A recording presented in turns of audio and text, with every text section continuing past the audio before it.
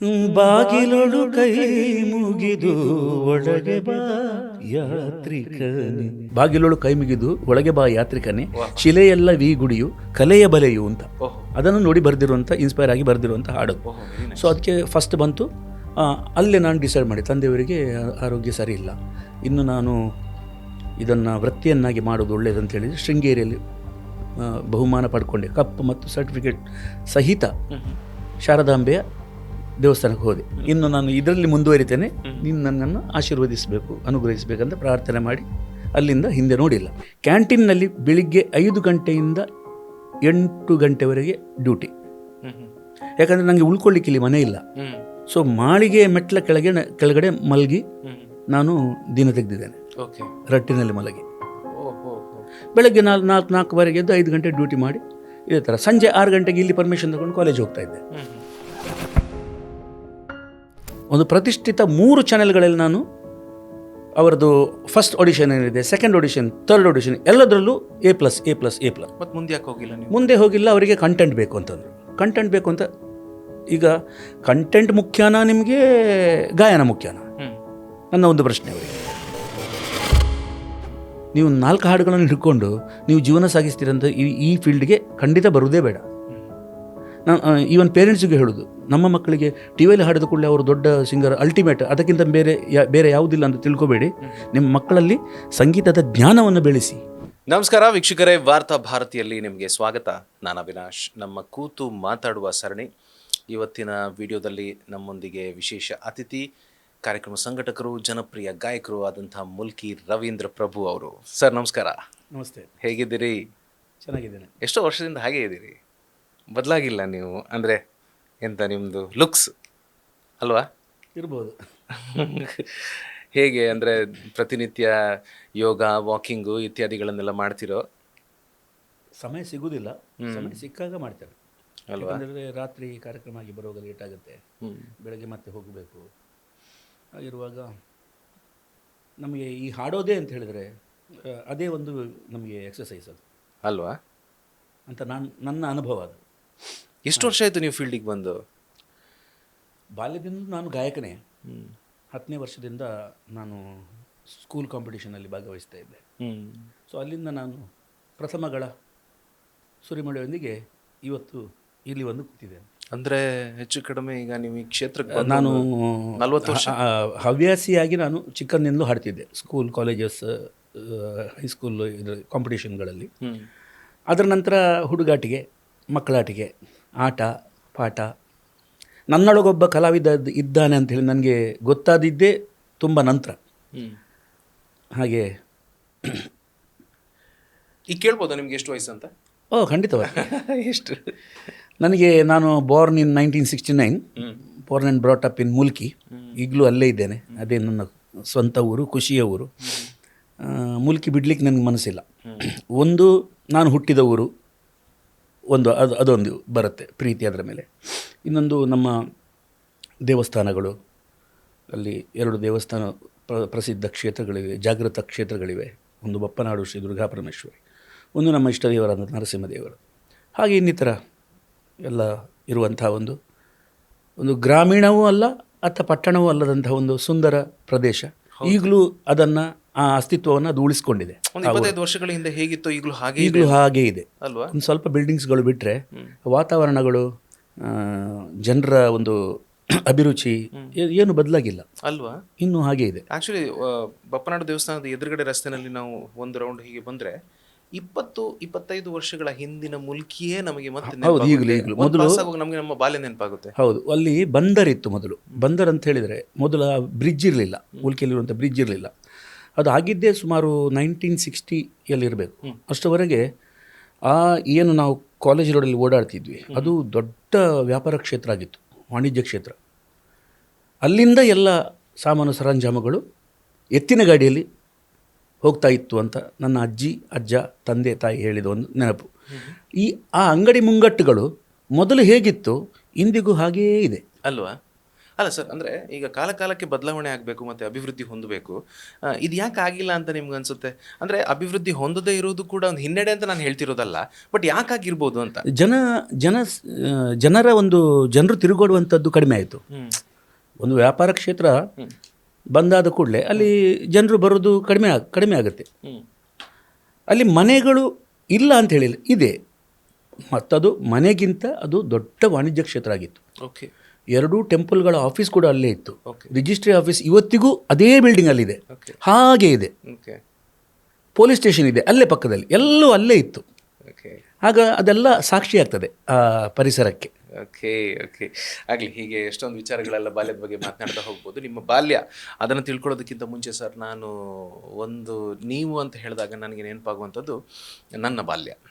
ಯಾಕೆ ಅಂತಂದರೆ ನನ್ನ ತಾಯಿ ಮನೆ, ನನ್ನ ಅಜ್ಜಿ ಮನೆ ಕೋಟೇಶ್ವರ ಜಂಕ್ಷನಿಂದ ಒಂದು 2 ಕಿಲೋಮೀಟರ್ ಮುಂದೆ ಇರುವಂಥ ಒಂದು ಅಂಕದಗಟ್ಟೆ ಅಂತ ಒಂದು ಪ್ಲೇಸ್ ಇದೆ. ಅಲ್ಲಿ ಸರ್ಜನ್ಸ್ ಆಸ್ಪತ್ರೆ ಇದೆ, ಅದರ ಆಪೋಸಿಟ್ ಸೈಡಲ್ಲಿ ಇರೋದು ನನ್ನ ತಾಯಿ ಮನೆ. ಸೊ ಈ ಕೊಡಿ ಹಬ್ಬದ ಸಂದರ್ಭದಲ್ಲಿ ಈ ಕೋಟೇಶ್ವರ ಜಂಕ್ಷನಲ್ಲಿ, ಅಂದರೆ ಈಗ ಫ್ಲೈಓವರ್ ಆಗಿ ಹೀಗೆ ಕೆಳಗೆ ಬಂದು ಕಟ್ಟಾಗುತ್ತಲ್ಲ, ಅಲ್ಲಿ ರೈಟ್ ಸೈಡಲ್ಲಿ ನಿಮ್ಮ ಕಾರ್ಯಕ್ರಮ ಹೆಚ್ಚು ಕಡಿಮೆ ಪ್ರತಿ ವರ್ಷ ಕಾರ್ಯಕ್ರಮ.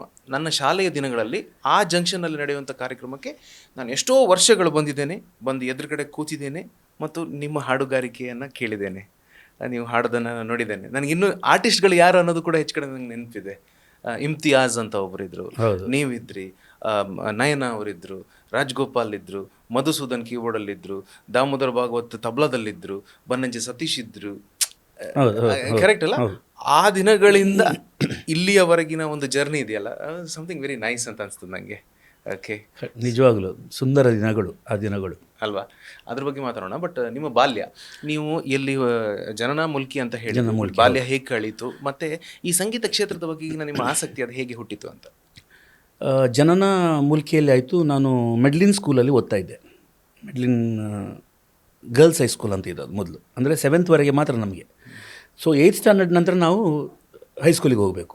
ಬೇರೆ ಸ್ಕೂಲ್ಗಳಾಗಿ ಇರಲಿಲ್ಲ, ಈ ಥರ ಈಗ ಇದ್ದ ಥರ ಸ್ಕೂಲ್ಗಳಾಗಿ ಇರಲಿಲ್ಲ, ಬಹಳ ಕಡಿಮೆ. ಮತ್ತು ನಮಗೆ ನಿಯರೆಸ್ಟ್ ಯಾವುದು ಅಂತ ನಾವು ಪ್ರಿಫರ್ ಮಾಡ್ತಾಯಿದ್ವಿ. ಸೊ ನಿಯರೆಸ್ಟ್ ಯಾವುದು ಇಲ್ಲ ನಮ್ಮ ಮನೆಯಿಂದ. ನಮ್ಮ ಮನೆ ಮುಲ್ಕಿ ಬಸ್ ನಿಲ್ದಾಣದ ಹಿಂದ್ಗಡೆ ಇತ್ತು.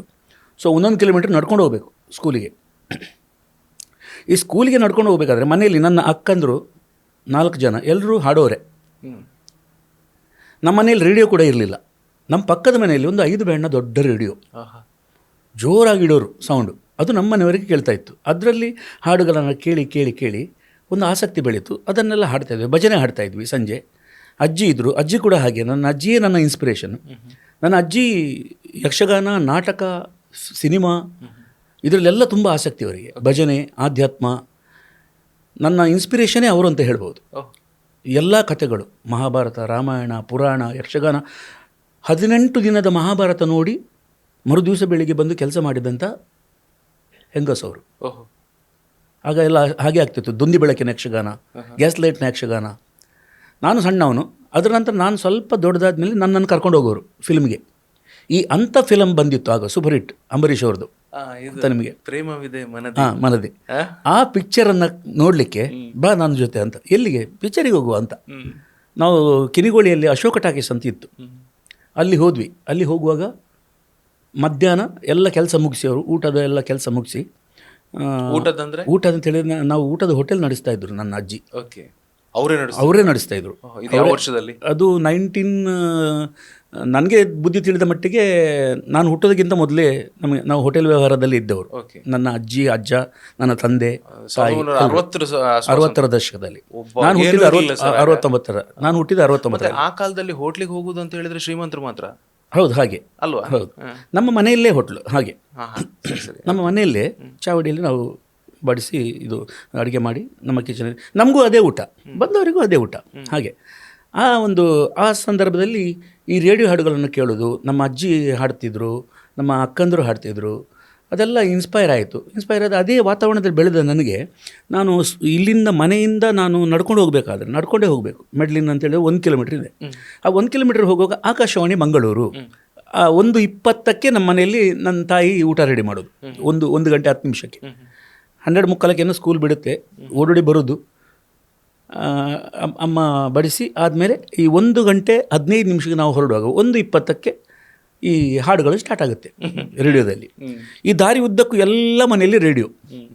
ಆ ಹಾಡುಗಳನ್ನು ಕೇಳ್ತಾ ಸ್ಕೂಲಿಗೆ ಹೋಗೋದು ನಾವು. ಸಂಜೆ ಬರೋದು, ಸಂಜೆ ಆದಮೇಲೆ ಪಾಠ. ಹಾಗೆ ಆಮೇಲೆ ನಾನು 4ನೇ ಕ್ಲಾಸ್ನಲ್ಲಿದ್ದಾಗ ನೀನು ಚೆನ್ನಾಗಿ ಹಾಡ್ತಿ, ನೀನು ಕಾಂಪಿಟೇಷನ್ಗೆ ಇಲ್ಲ, ನನಗೆ ನಾಚಿಕೆ ಹೆದರಿಕೆ ಎಲ್ಲ ಅವರ ಹೆಸರು ಹಾಕಿಬಿಟ್ಟು ನನ್ನನ್ನು ದೂಡಿಬಿಟ್ರು ಸ್ಟೇಜಿಗೆ ಹಾಡು ಅಂತ. ಏನೂ ಗೊತ್ತಿಲ್ಲ, ಇದ್ದ ಬದ್ದ ಹಾಡನ್ನು ಹಾಡಿದೆ. ಅದು ಹಾಡು ಅಂತ ಹೇಳಿದರೆ ಪ್ರೇಮದ ಕಾಣಿಕೆ ಫಿಲಮ್ ಇದ್ದು.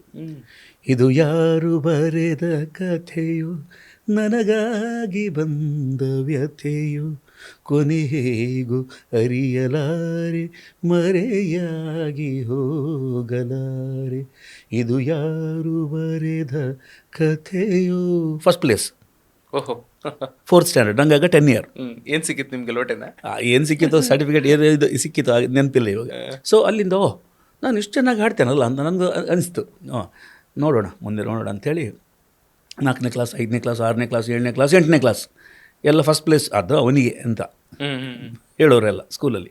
ಮತ್ತು ನಮ್ಮ ಸ್ಕೂಲಲ್ಲಿ ಪ್ರತಿ ಸಾಟರ್ಡೆ ಮಧ್ಯಾಹ್ನ ಏನೋ ಒಂದು ಸಾಂಸ್ಕೃತಿಕ ಕಾರ್ಯಕ್ರಮ ನಡೆಸ್ತಾಯಿದ್ರು.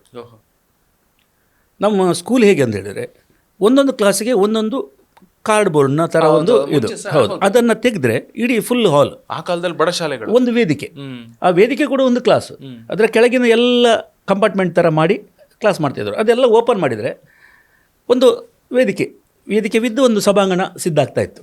ಸೊ ಅದರಲ್ಲಿ ಏನೆಲ್ಲ ನಾವು ಸ್ಕಿಟ್ಗಳು, ಡ್ಯಾನ್ಸ್ಗಳು, ಸಣ್ಣ ಸಣ್ಣ ಭಾಷಣ, ಪ್ರಬಂಧ ಇತ್ಯಾದಿಗಳು ತುಂಬ ಇದಿತ್ತು ಆ ಕಾಲದಲ್ಲಿ. ಮತ್ತು ಈಗ ಭೌತಶಾಸ್ತ್ರದ ಇರ್ಬೋದು, ಅಥವಾ ಇಲಿ, ಹಾವು, ಕಪ್ಪೆ ಇಂಥದ್ದೆಲ್ಲ ಮಕ್ಕಳಿಗೆ ಬಹಳ ಒಂದು ಒಳ್ಳೆಯ ಸ್ಕೂಲ್ ಅದು. ನಮ್ಮದು ಇವತ್ತಿಗೂ ಇದೆ ಆ ಸ್ಕೂಲು. ಹೌದಾ? ಹೌದು, ಇವತ್ತಿಗೂ ಆ ಸ್ಕೂಲಿಗೆ ಹೋಗ್ತೇನೆ ನಾನು. Every year as A old student ನಮ್ಮದು ಅಸೋಸಿಯೇಷನ್ ಇದೆ, ಎಲ್ಯುಮಿನಿ ಇದೆ, ನಾವೆಲ್ಲ ಒಟ್ಟಾಗ್ತೀವಿ ಹಾಗೆ. ಸೊ ಅಲ್ಲಿಂದ ಹೈಸ್ಕೂಲಿಗೆ ಹೋದೆ ನಾನು. 8ನೇ ಕ್ಲಾಸ್ ನಮಗೆ ಅಲ್ಲಿ ಇಲ್ಲ. ಅಲ್ಲಿಂದ ನಮ್ಮ ಹೈಸ್ಕೂಲ್ನಲ್ಲೂ ಅಷ್ಟೇ. ಅಲ್ಲಿ ಕೂಡ ಎಲ್ಲ ಕಾಂಪಿಟೇಷನ್ಗಳಲ್ಲಿ ಓದೋದ್ರಲ್ಲಿ ಸ್ವಲ್ಪ ಹಿಂದೆ, ಹಾಡೋದ್ರಲ್ಲಿ ಮುಂದೆ. ಹಾಗೆ ಅಲ್ಲಿ ಕೂಡ ಆಯಿತು 8, 9, 10. ಅದು ಮುಗಿಸಿ ವಿಜಯ ಕಾಲೇಜ್ ಮೂಲ್ಕಿ ಅಲ್ಲಿ ತಲುಪಿದೆ. ಅಲ್ಲಿ ಕೂಡ ಅಷ್ಟೇ. ಫಸ್ಟ್ PUCಯಲ್ಲಿ ಸ್ವಲ್ಪ ಹೆದರಿಕೆ, ಹೊಸ ವಾತಾವರಣ ನಮಗೆಲ್ಲ ಇರುತ್ತೆ ಏನೋ. ಅವಾಗೆಲ್ಲ ದೊಡ್ಡ ದೊಡ್ಡ ನಮ್ಮ ಹರಿಶ್ಚಂದ್ರ ಹೆಜ್ಮಾಡಿ ಅಂತವರು ಮೊನ್ನೆ ಇದು ವರ್ಲ್ಡ್ ಚಾಂಪಿಯನ್ ಅವರು ಬಾಡಿ ಬಿಲ್ಡಿಂಗಲ್ಲಿ. ಅವರು ಪೊಲೀಸ್ ಡಿಪಾರ್ಟ್ಮೆಂಟಲ್ಲಿದ್ದರು, ಇತ್ತೀಚೆಗೆ ತೀರ್ಕೊಂಡ್ರು. ಅವರೆಲ್ಲ ನಮಗೆ ಇನ್ಸ್ಪಿರೇಷನ್. ಆಗ ನಮ್ಮ ಕಾಲೇಜಲ್ಲಿ ಅವ್ರದ್ದು ಬಾಡಿ ಬಿಲ್ಡಿಂಗ್, ಆ ಥರ ಸಾಂಸ್ಕೃತಿಕ ನಾಟಕ ಎಲ್ಲವೂ ಇತ್ತು. ಆವಾಗ ಇಂಗ್ಲೀಷ್ ನಾಟಕಗಳು, ಇಂಗ್ಲೀಷನ್ನು ಕನ್ನಡಕ್ಕೆ ಅವತರಣಿಕೆ ಅಂಥದ್ದೆಲ್ಲ ಆ ವಾತಾವರಣದ ಬೆಳೆದಿದ್ದರಿಂದ ನಮಗೆ ಅದೊಂದು ಅಭಿರುಚಿ ಬೆಳೀತು. ಸೊ ಸೆಕೆಂಡ್ ಇಯರ್ BComನಲ್ಲಿ ಇರಬೇಕಾದ್ರೆ ನಾನು ಈ ಇಂಟರ್ ಕಾಲೇಜ್ ಕಾಂಪಿಟೇಷನ್ಗೆ ಹೋದೆ. ಕಾಲೇಜಲ್ಲಿ ಭಾಗವಹಿಸ್ತಾ ಇದ್ದೆ, ಮತ್ತು ಅದಕ್ಕಿಂತ ಮೊದಲು ಕೂಡ ಬೇರೆ ಬೇರೆ ಇಂಟರ್ ಕಾಲೇಜೆಟ್ ಇದರಲ್ಲಿ ಭಾಗವಹಿಸಿ ನಾನು ತುಂಬ ಬಹುಮಾನಗಳನ್ನು ಗೆದ್ದಿದ್ದೇನೆ. ಬಟ್ ನಾನು ಅದನ್ನು ವೃತ್ತಿಯಾಗಿ ಮಾಡಬೇಕು ಅಂತ ನನ್ನ ಮನಸ್ಸಲ್ಲಿ ಇರಲಿಲ್ಲ. ಸೊ ಸೆಕೆಂಡ್ BComಲ್ಲಿ ಏನಾಯಿತು, ಸೆಕೆಂಡ್ BCom ಆದಾಗ ಸೆಕೆಂಡ್ PUC ಇದ್ದಾಗ ನನ್ನ ತಾಯಿ ತೀರ್ಕೊಂಡ್ರು. ಸೊ ನಮ್ಮ ಅರ್ಧವಾಸಿ ನಮ್ಮದು ಹೋಟೆಲ್ ಬಿಸ್ನೆಸ್ ಎಲ್ಲ ಅಲ್ಲಲ್ಲಿಗೆ ಸ್ಥಗಿತ ಆಗುವಂಥ ಪರಿಸ್ಥಿತಿ. ಆದರೂ ತಂದೆಯವರು ನಡೆಸ್ಕೊಂಡು ಹೋದರು. ನಾನು ಅವರಿಗೆ ಹೆಲ್ಪ್ ಮಾಡ್ತಾಯಿದ್ದೆ. ನನ್ನ ತಂದೆಯವರು ಒಳ್ಳೆ ಕುಕ್, ನಾನು ಅವರಿಗೆ ಹೆಲ್ಪ್ ಮಾಡ್ತಾಯಿದ್ದೆ. ಹಾಗೆ ಕೊಂಡೋಗ್ಲಿಕ್ಕೆ, ತರಲಿಕ್ಕೆ, ಏನು ಗ್ರಾಸರಿ ಏನು ಬೇಕು ಅದೆಲ್ಲ ತಂದು ಕೊಡೋದು, ತರಕಾರಿ ಹೆಚ್ಚು ಕೊಡೋದು, ನನ್ನಿಂದ ಆದಷ್ಟು ಅವರಿಗೆ ಹೆಲ್ಪ್ ಮಾಡಿ ಹೇಗಾದರೂ ಆಯಿತು. ಅವರಿಗೆ ಅನಾರೋಗ್ಯ ಆಯಿತು ಸೆಕೆಂಡ್ BComಲ್ಲಿರುವಾಗ. ಸೊ ಆ ಸೆಕೆಂಡ್ BComಲ್ಲಿ ನಾನು ನಮ್ಮ ಕಾಲೇಜಿಂದ, ವಿಜಯ ಕಾಲೇಜಿಂದ JCBM ಕಾಲೇಜ್ ಶೃಂಗೇರಿ, ಅಂದರೆ ನಮ್ಮ ಮಾಹೆ ಅಂಡರ್ಗಳಲ್ಲಿ ಎಷ್ಟು ಕಾಲೇಜಸ್ ಬರುತ್ತೆ ಅಷ್ಟು ಕಾಲೇಜಸ್ನ ಕಾಂಪಿಟೇಟರ್ಸ್ ಎಲ್ಲ ಬಂದಿದ್ದಾರೆ ಅಲ್ಲಿ. ಸುಮಾರು ಒಂದು 20-24 ಕಾಲೇಜ್ಗಳು. ದೊಡ್ಡ ಸ್ಪರ್ಧೆ ಸರ್, ದೊಡ್ಡ ಸ್ಪರ್ಧೆ, ಇಂಟರ್ ಕಾಲೇಜೆಟ್. ಅಲ್ಲಿ ಭಾವಗೀತೆ ಹಾಡಿದೆ, ಒಂದು ಜನಪದ ಗೀತೆ ಹಾಡಿದೆ. ಅಲ್ಲಿ ಹೋದದ್ದೊಂದು ರೋಚಕ ಕಥೆ ನಮಗೆ. ಕೈಯಲ್ಲಿ ದುಡ್ಡಿಲ್ಲ, ಅಪ್ಪನ ಹತ್ರ ಹೇಗೋ ಕಾಡಿ ಬೇಡಿ 50 ರೂಪಾಯಿ ಹಿಡ್ಕೊಂಡು ಎಷ್ಟು ಬಸ್ಸಿಗೆ ಹೇಗೆ ಹೋಗ್ತದೆ ಏನು ವಿಷಯ ಗೊತ್ತಿಲ್ಲ. ಸಂಜೆ ಆಗೋ ನಾನು ಮತ್ತು ನನ್ನ ಫ್ರೆಂಡ್ ಒಬ್ಬ ಇದ್ದ, ಅವನು ಒಳ್ಳೆ ಹಾಡ್ತಿದ್ದ, ಭೀಮಸೇನ್ ಜೋಶಿ ಥರ ಎಲ್ಲ ಹಾಡುಗಳನ್ನೆಲ್ಲ ಹಾಡ್ತಿದ್ದ, ಮತ್ತು ಜಾನಪದ ಎಲ್ಲ. ನಾವಿಬ್ಬರೇ ಹೋಗಿದ್ದು ನಮ್ಮ ಕಾಲೇಜಿಂದ, ಗ್ರೂಪ್ ಇಲ್ಲ ನಮ್ಮಲ್ಲಿ. ಸೊ ಅವನು ಹಾಡ್ದ, ನಾನು ಹಾಡಿದೆ.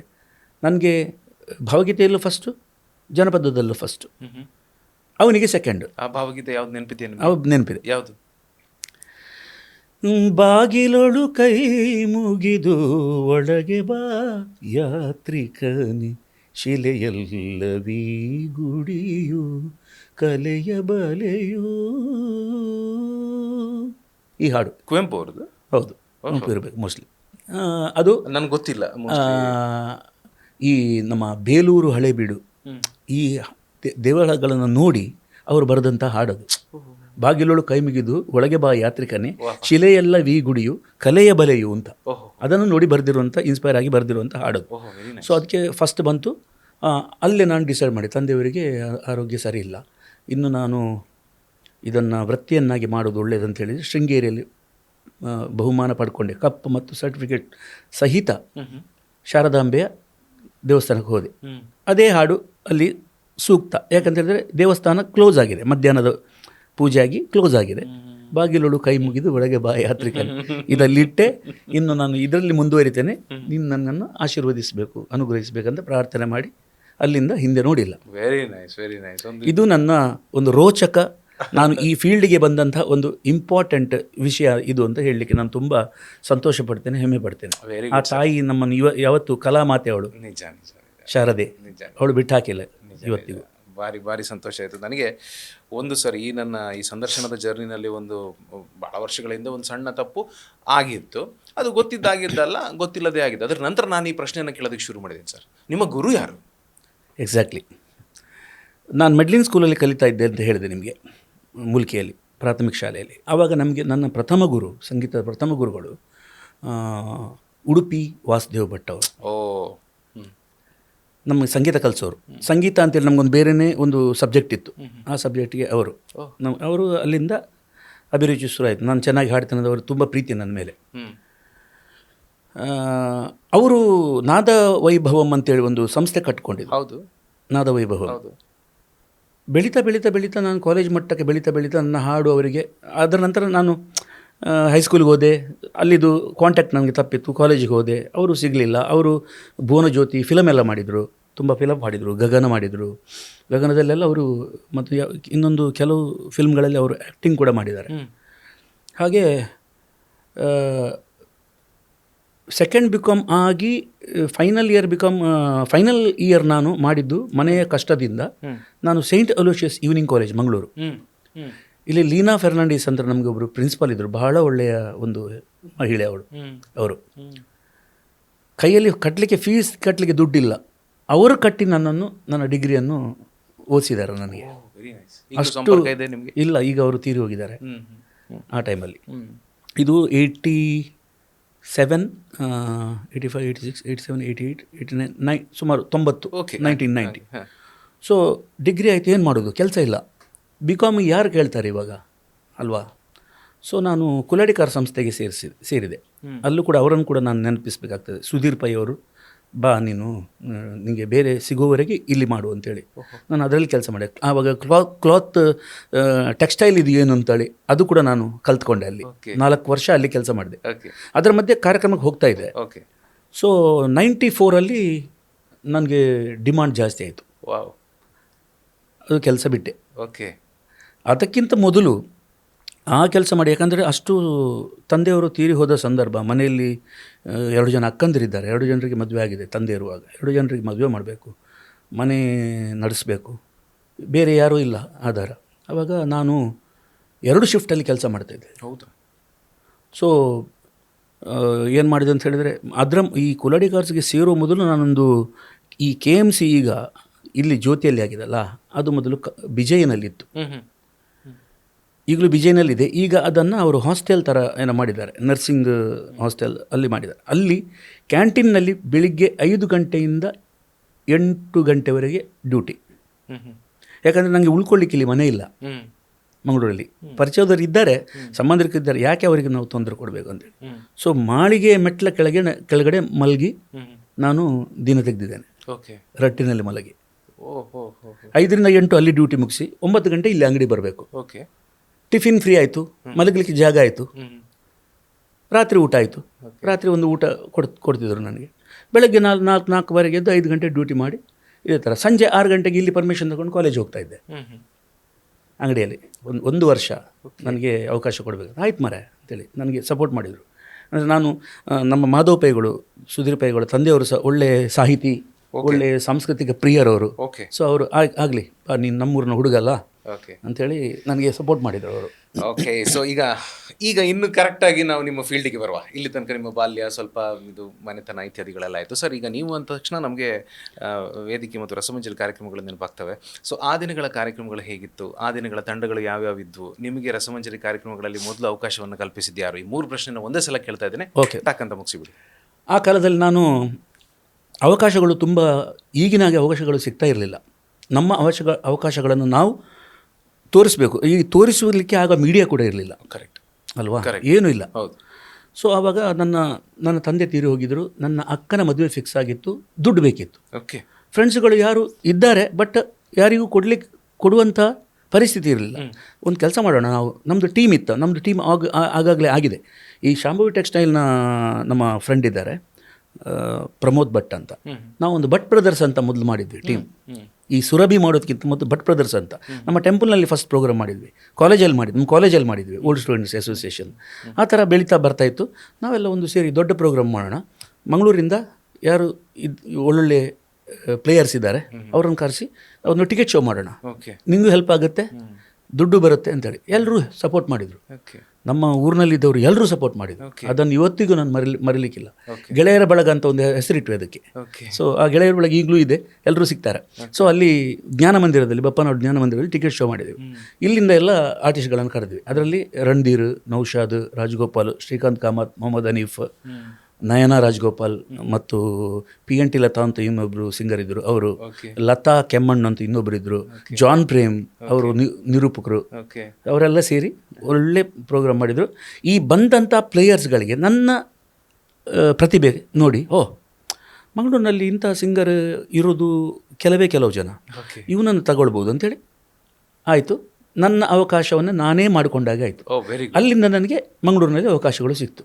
ರಾಮಚಂದ್ರ ಕಾಮತ್ ಆಗ ದೊಡ್ಡ ಸಿಂಗರು, ಆಮೇಲೆ ಪುರುಷೋತ್ತಮ್ ಕೋಡಿಕಲ್ ಅಂತ ಅವರು ನನ್ನ ಹಾಗೆ ಆವಾಗ ಹೆಸರು ಮಾಡಿದವರು. ಸೊ ಅವರು ಇಲ್ಲದ ಸಂದರ್ಭದಲ್ಲಿ ಅವರ ಡೇಟ್ಗಳು ಕ್ಲಾಶ್ ಆದಾಗ ನನಗೊಂದೊಂದೇ ಅವಕಾಶಗಳು ಸಿಗ್ಲಿಕ್ಕೆ ಶುರು ಆಯಿತು. Very good. ಓಕೆ. ಸೊ ಹಾಗೆ ನಾವು ಯಾರನ್ನು ಮೆಟ್ಟಿ ಬಂದವರಲ್ಲ, ನಾವು ಅವಕಾಶ ಸಿಕ್ಕಿದ್ದನ್ನು ಉಪಯೋಗಿಸ್ಕೊಂಡು ಬಂದವರು. ಹಾಗೆ ಅದು ಸಿಗ್ತಾ ಮತ್ತೆ ಅಲ್ಲಿಂದ ಎಲ್ಲರೂ ಸಪೋರ್ಟ್ ಮಾಡಿದರು. ನೌಶಾದ್ ಭಾಯ್ ಇರ್ಬೋದು, ಶ್ರೀಕಾಂತ್ ಇರ್ಬೋದು, ರಂಜನ್ ಇರ್ಬೋದು, ರಣಧೀರ್ ಸರ್ ಇರ್ಬೋದು, ರಾಜಗೋಪಾಲ್ ಇರ್ಬೋದು, ಆಮೇಲೆ ಖಾಲಿದ್ ಅಖ್ತರ್ ಇರ್ಬೋದು, ಅಮೀರ್ ಜಾನ್, ಮೊಹಮ್ಮದ್ ಹನೀಫ್, ಇವರೆಲ್ಲರೂ ಕನ್ನಡ ಸಿಂಗರ್ ಆಗಿ ಆವಾಗ ಒಬ್ಬರು ಬೇಕಿತ್ತು, SP ವಾಯ್ಸ್. ನನ್ನನ್ನೇ ಯಾರು ಇಲ್ಲದ ಟೈಮಲ್ಲಿ ಇವರು ಹೆಸರಾಂತ ಗಾಯಕರು ಇಲ್ಲದ ಟೈಮಲ್ಲಿ ನನ್ನನ್ನು ಬೆಳೆಸಿದವರು ಅವರನ್ನೆಲ್ಲ ನಾನು ಇವತ್ತು ಕೂಡ ಸ್ಮರಿಸ್ತೇನೆ. ಹಾಗೆ ಸರ್, ಈಗ ಆಮೇಲೆ ಇನ್ನೊಂದು ಟೀಮ್ ಇತ್ತು, ಸಂಗೀತ್ ಸಾಗರ್ ಅಂತ ಇನ್ನೊಂದು ಟೀಮ್ ಇತ್ತು. KMC ಉದಯ್ ಅವರು, ಚಂದ್ರಕೀರ್ತಿ, ತುಂಬ ಜನ, ಬನ್ನಂಜೆ ಸತೀಶ್. ಅವಾಗ ಬನ್ನಂಜೆ ಸತೀಶ್ ನಮಗೆ ಬರ್ತಾಯಿದ್ರು. ಸೊ ಅವರು ರಿದಮ್ ಅಂತ ಕಟ್ಕೊಂಡ್ರು. ಅವಾಗ ನಾವು ಅವರ ಜೊತೆ ಹೋಗ್ತಾ ಇದ್ವಿ. ಹಾಗೆ ರಿದಮ್ ಆರ್ಕೆಸ್ಟ್ರಾ, RHYTHM ನೆನಪಿದೆ, ತುಂಬ ಫೇಮಸ್ ಆಗಿದೆ. ಹಾಗೆ ಅವರು ಕೂಡ ಸ್ಮರಣೀಯರು ನಮಗೆ, ತುಂಬ ಜನ ಇದ್ದಾರೆ. ಹಾಗೆ. ಓಕೆ ಸರ್, ಆಗ ಪೇಮೆಂಟ್ ಎಷ್ಟಿತ್ತು ನಿಮಗೆ? ಆಗ ಫಸ್ಟ್ ಪೇಮೆಂಟ್ ನನಗೆ, ನಾನು ತೋನ್ಸೆ ಪುಷ್ಕಳ್ ಕುಮಾರ್ ಅವರ ಟೀಮಲ್ಲಿ ಸುಗಮ ಸಂಗೀತ ಅವರದು. ಸುಗಮ ಸಂಗೀತದ ಗೀಳು ಹುಟ್ಟಿದ ಅಲ್ಲಿಂದ ನನಗೆ. ಸೊ ಇವತ್ತು ನಾನು ಎಲ್ಲ ಪ್ರಕಾರಗಳಲ್ಲಿ, ಅದು ಭಕ್ತಿಗೀತೆ ಇರ್ಬೋದು, ಭಾವಗೀತೆ ಇರ್ಬೋದು, ಜನಪದ ಇರ್ಬೋದು, ಸುಗಮ ಸಂಗೀತ ಇರ್ಬೋದು, ಫಿಲ್ಮ್ ಇರ್ಬೋದು, ಹಳೆ ಗೀತೆಗಳು, ಹೊಸ ಅಪ್ ಟು ಇವತ್ತು ಇಷ್ಟು ವರ್ಷದ ಒಂದು ಸೀನಿಯರ್ ಮೋಸ್ಟ್ ಆರ್ಟಿಸ್ಟ್ ಆಗಿ ಇವತ್ತಿಗೂ ಅಪ್ಡೇಟ್ ಆಗಿರುವ ಒಬ್ಬ ಗಾಯಕ ಅಂದರೆ ಅದು ನಾನೇ. ಹಾಗೆ ಇಲ್ಲ, ನೀವು ಎಲ್ಲ ಪ್ರಕಾರಗಳ ಬಗ್ಗೆ ನನ್ನದು ಸಪರೇಟ್ ಪ್ರಶ್ನೆ ಇದೆ, ಅದನ್ನು ನಾನು ಆಮೇಲೆ ಕೇಳ್ತೇನೆ. ಓಕೆ, ಈಗ ಇದಕ್ಕೆ ಬರುವ. ಮಧ್ಯದಲ್ಲಿ ಏನಾಯಿತು ಅಂತಂದರೆ CD ಅಂತ ಬಂತು, ಫ್ಲಾಪಿ ಅಂತ ಬಂತು, ಲೈವ್ ಮ್ಯೂಸಿಕ್ ಅಂತ ಬಂತು. ಲೈವ್ ಎಲ್ಲ ಇರಲಿಲ್ಲ ಸರ್ ಮುಂಚೆ? ಇತ್ತು, 100% ಲೈವ್ ಇತ್ತು. ಹೌದಾ? ರಣಧೀರ್ ಕೀಬೋರ್ಡ್, ರಣಧೀರ್ ಇಲ್ಲ ಅಂತಂದರೆ ಅದಕ್ಕೆ ಆಲ್ಟರ್ನೇಟಿವ್ ಇದ್ರು ಚಂದ್ರಕೀರ್ತಿ ಅಂತ ಜೈನ್ ಅಂತ. ಇವತ್ತು ಕರಣ್ ಅಂತ ಯಾರು ಗಿಟಾರಿಸ್ಟ್ ಇದ್ದಾರೆ, ಅವ್ರ ತಂದೆ ಆಯಿತಾ. ಆಮೇಲೆ ಸತೀಶ್ ಸುರತ್ಕಲ್ ಇದ್ದರು, ಮೋಹನ್ ಇದ್ದರು, ರಾಜೇಶ್ ಕಾರ್ಕಳ ಇದ್ದರು. ಅವರೆಲ್ಲರೂ ಲೈವ್ ಆಗಿ ನುಡಿಸ್ತಾ ಇದ್ದವರು. ಟಾಪ್ ಹೇಳಿದರೆ ರಣಧೀರ್ ಆ್ಯಂಡ್ ಚಂದ್ರಕೀರ್ತಿ. ಆವಾಗ ಆ ಕಾಲದ ನಾನು ವಿಷಯ ಹೇಳೋದು. ರಾಜಗೋಪಾಲ್ ಗಿಟಾರಿಗೆ, ಇಲ್ಲಾಂತಂದರೆ ಇವರು ಇಲ್ಲಿ ಪ್ಲೇ ಮಾಡ್ತಾಯಿದ್ರು, ನಮ್ಮ ನವೀನ್ ಅಂತ ಕ್ವಾಲಿಟಿ ಬೀಟ್ಸಲ್ಲಿ ಪ್ಲೇ ಮಾಡ್ತಿದ್ರು, ನವೀನ್ ಅಂತ. ಅವರು ಕೂಡ ಆವಾಗ ಗಿಟರಿಸ್ಟ್ ತುಂಬ ಜನ ಇದ್ದರು.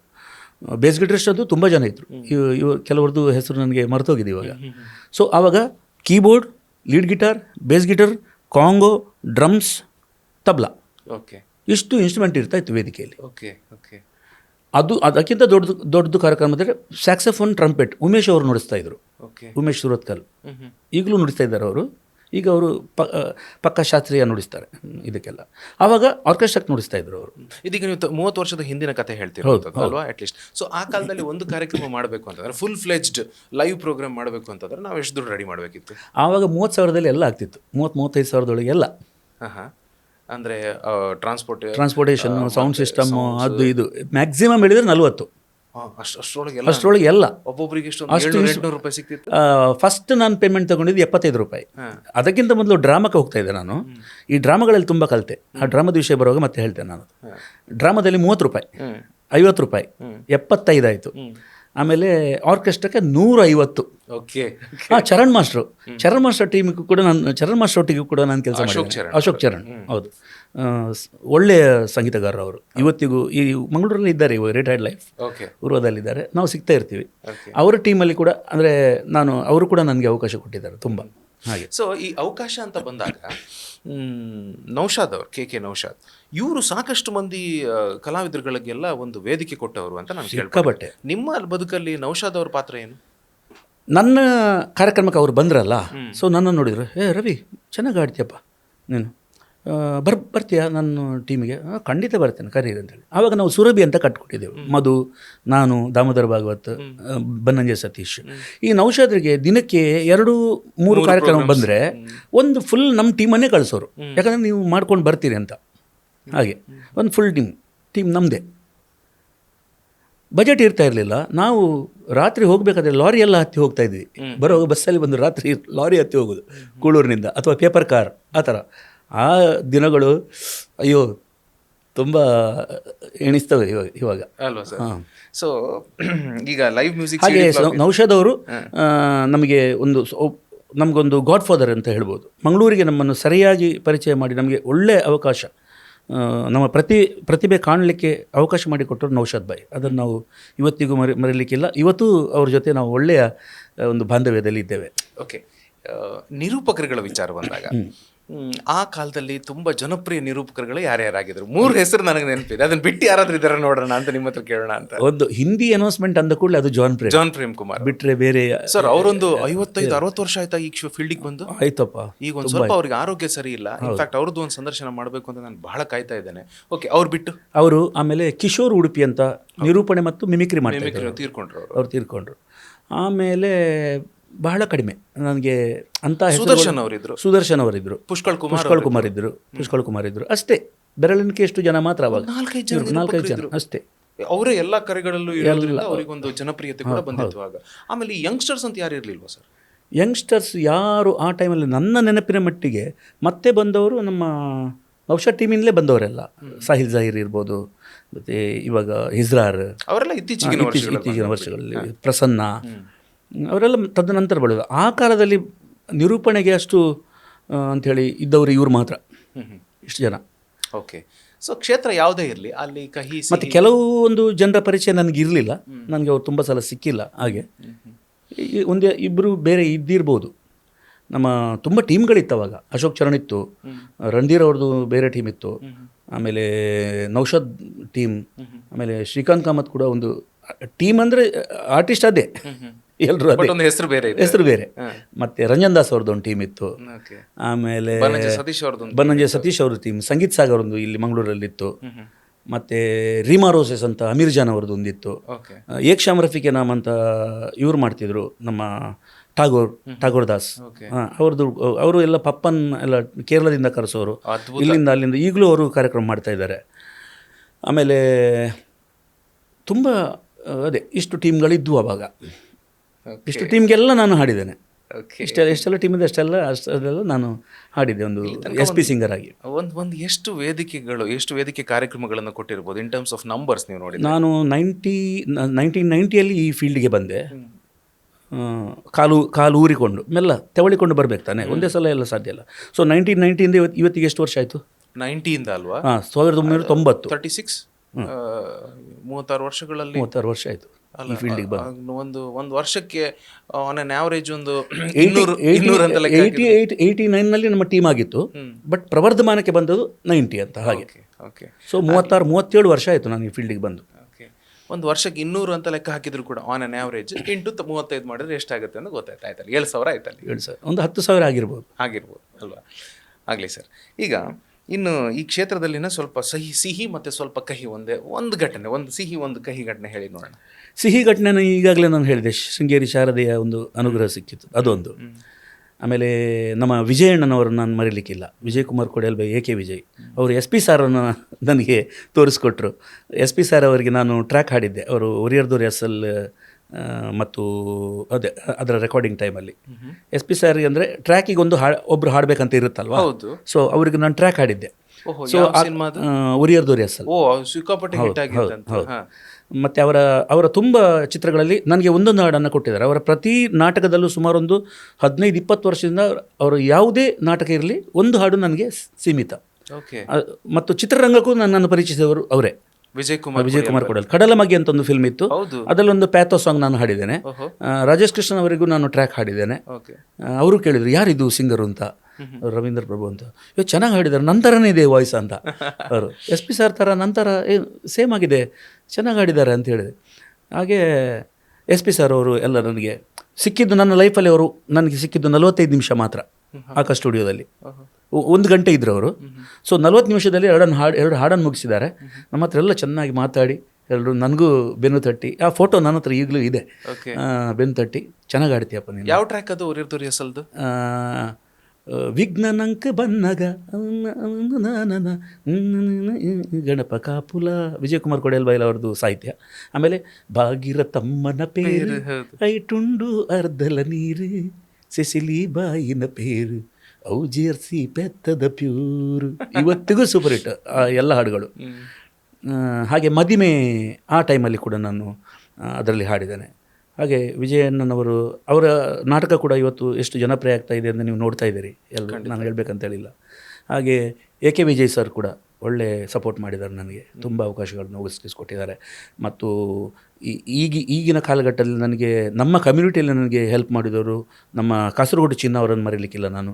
ಚಿನ್ನಣ್ಣ ಅವರು ಒಂದೊಂದು ವಾರ ನಮ್ಮ ಕಾರ್ಯಕ್ರಮ ಸುಗಮ ಸಂಗೀತ ಅಲ್ಲಿ ಕಾಸರಗೋಡಿನಲ್ಲಿ ತುಂಬ ಕೆಲಸ ಮಾಡ್ತಾಯಿದ್ದರು ಕನ್ನಡಕ್ಕೋಸ್ಕರ. ಸೊ ರಂಗಚಿನ್ನಾರಿ ಅಂತ ತಂಡ ಕಟ್ಟಿಕೊಂಡು ಅವರು ಒಂದು ವಾರ ಒಂದು ಸುಗಮ ಸಂಗೀತ ಅಭಿಯಾನನೇ ಮಾಡಿದರು. ಲಾರಿ ನಾಟಕ ಮಾಡಿದರು, ಲಾರಿ ಯಕ್ಷತೇರು ಮಾಡಿದರು. ತುಂಬ ಕಾರ್ಯಕ್ರಮವನ್ನು ಅವರು ಕನ್ನಡ ಬಗ್ಗೆ ಮಾಡ್ತಾ ಇದ್ದಾರೆ, ಈಗಲೂ ಮಾಡ್ತಾ ಇದ್ದಾರೆ. ಸೊ ಈಗ ಅಂತರ್ಧ್ವನಿ ಅಂತ ಒಂದು ಕೆರೋಕೆ ಸಿಂಗಿಂಗ್ ನಡೆಸ್ತಾ ಇದ್ದಾರೆ.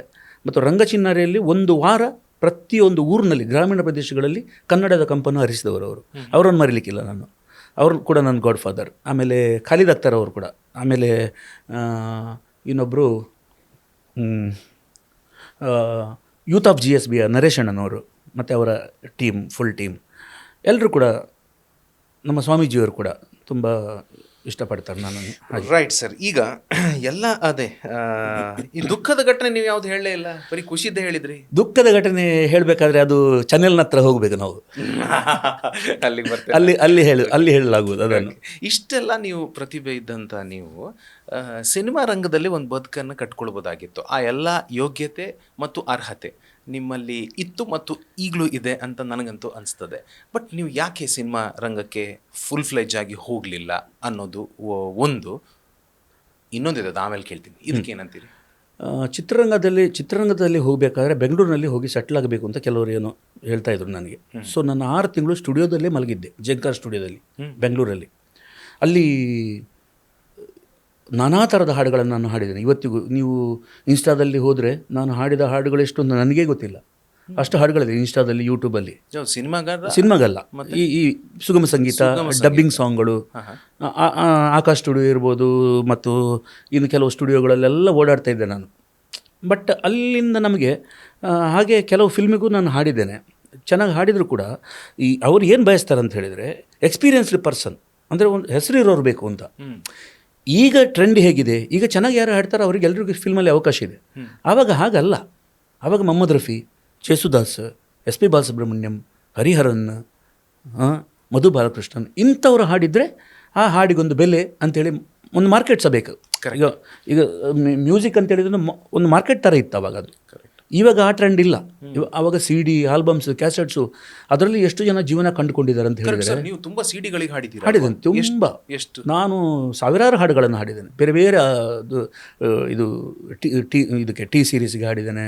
ಆಮೇಲೆ ತುಂಬ ಸಂಗೀತ ಮತ್ತು ರಾಗಂ, ಈ ಎಷ್ಟುಗಳಲ್ಲಿ ಈಗ ಯಾವುದು ಒಂದೂ ಇಲ್ಲ. ಆ ಕಂಪನಿಗಳು ಎಲ್ಲ ಕ್ಲೋಸ್ ಆಗಿದೆ. ಎಲ್ಲ ಸಿಡಿಯ ಹಿಂದ್ಗಡೆ ನಿಮ್ಮ ಹೆಸರು ಇರ್ತಿತ್ತು, ಇಂಥ ಒಂದು ಹಾಡು, ಇಂಥ ಕೆಳಗಡೆ ಗಾಯಕರು, ರವೀಂದ್ರ ಪ್ರಭು ಬರ್ತಿತ್ತು. ಹೌದು, ಸಂಗೀತ. ಆ ಕಾಲ ಮುಗೀತಲ್ವಾ? ನಾನು ಈಗ ಸಂಗೀತ ಅಂತ ನೆನಪಾಯ್ತು ನೋಡಿ. ನೀವು ಸಂಗೀತ ಬಾಲಚಂದ್ರ ಅವರು, ನೀವೆಲ್ಲ ಒಂದು ಸಮಕಾಲೀನರಲ್ವಾ? ನಾನು ಸೀನಿಯರು, ಅವರು ನನ್ನ ನಂತರದ ಇದರಲ್ಲಿ ಬಂದವರು.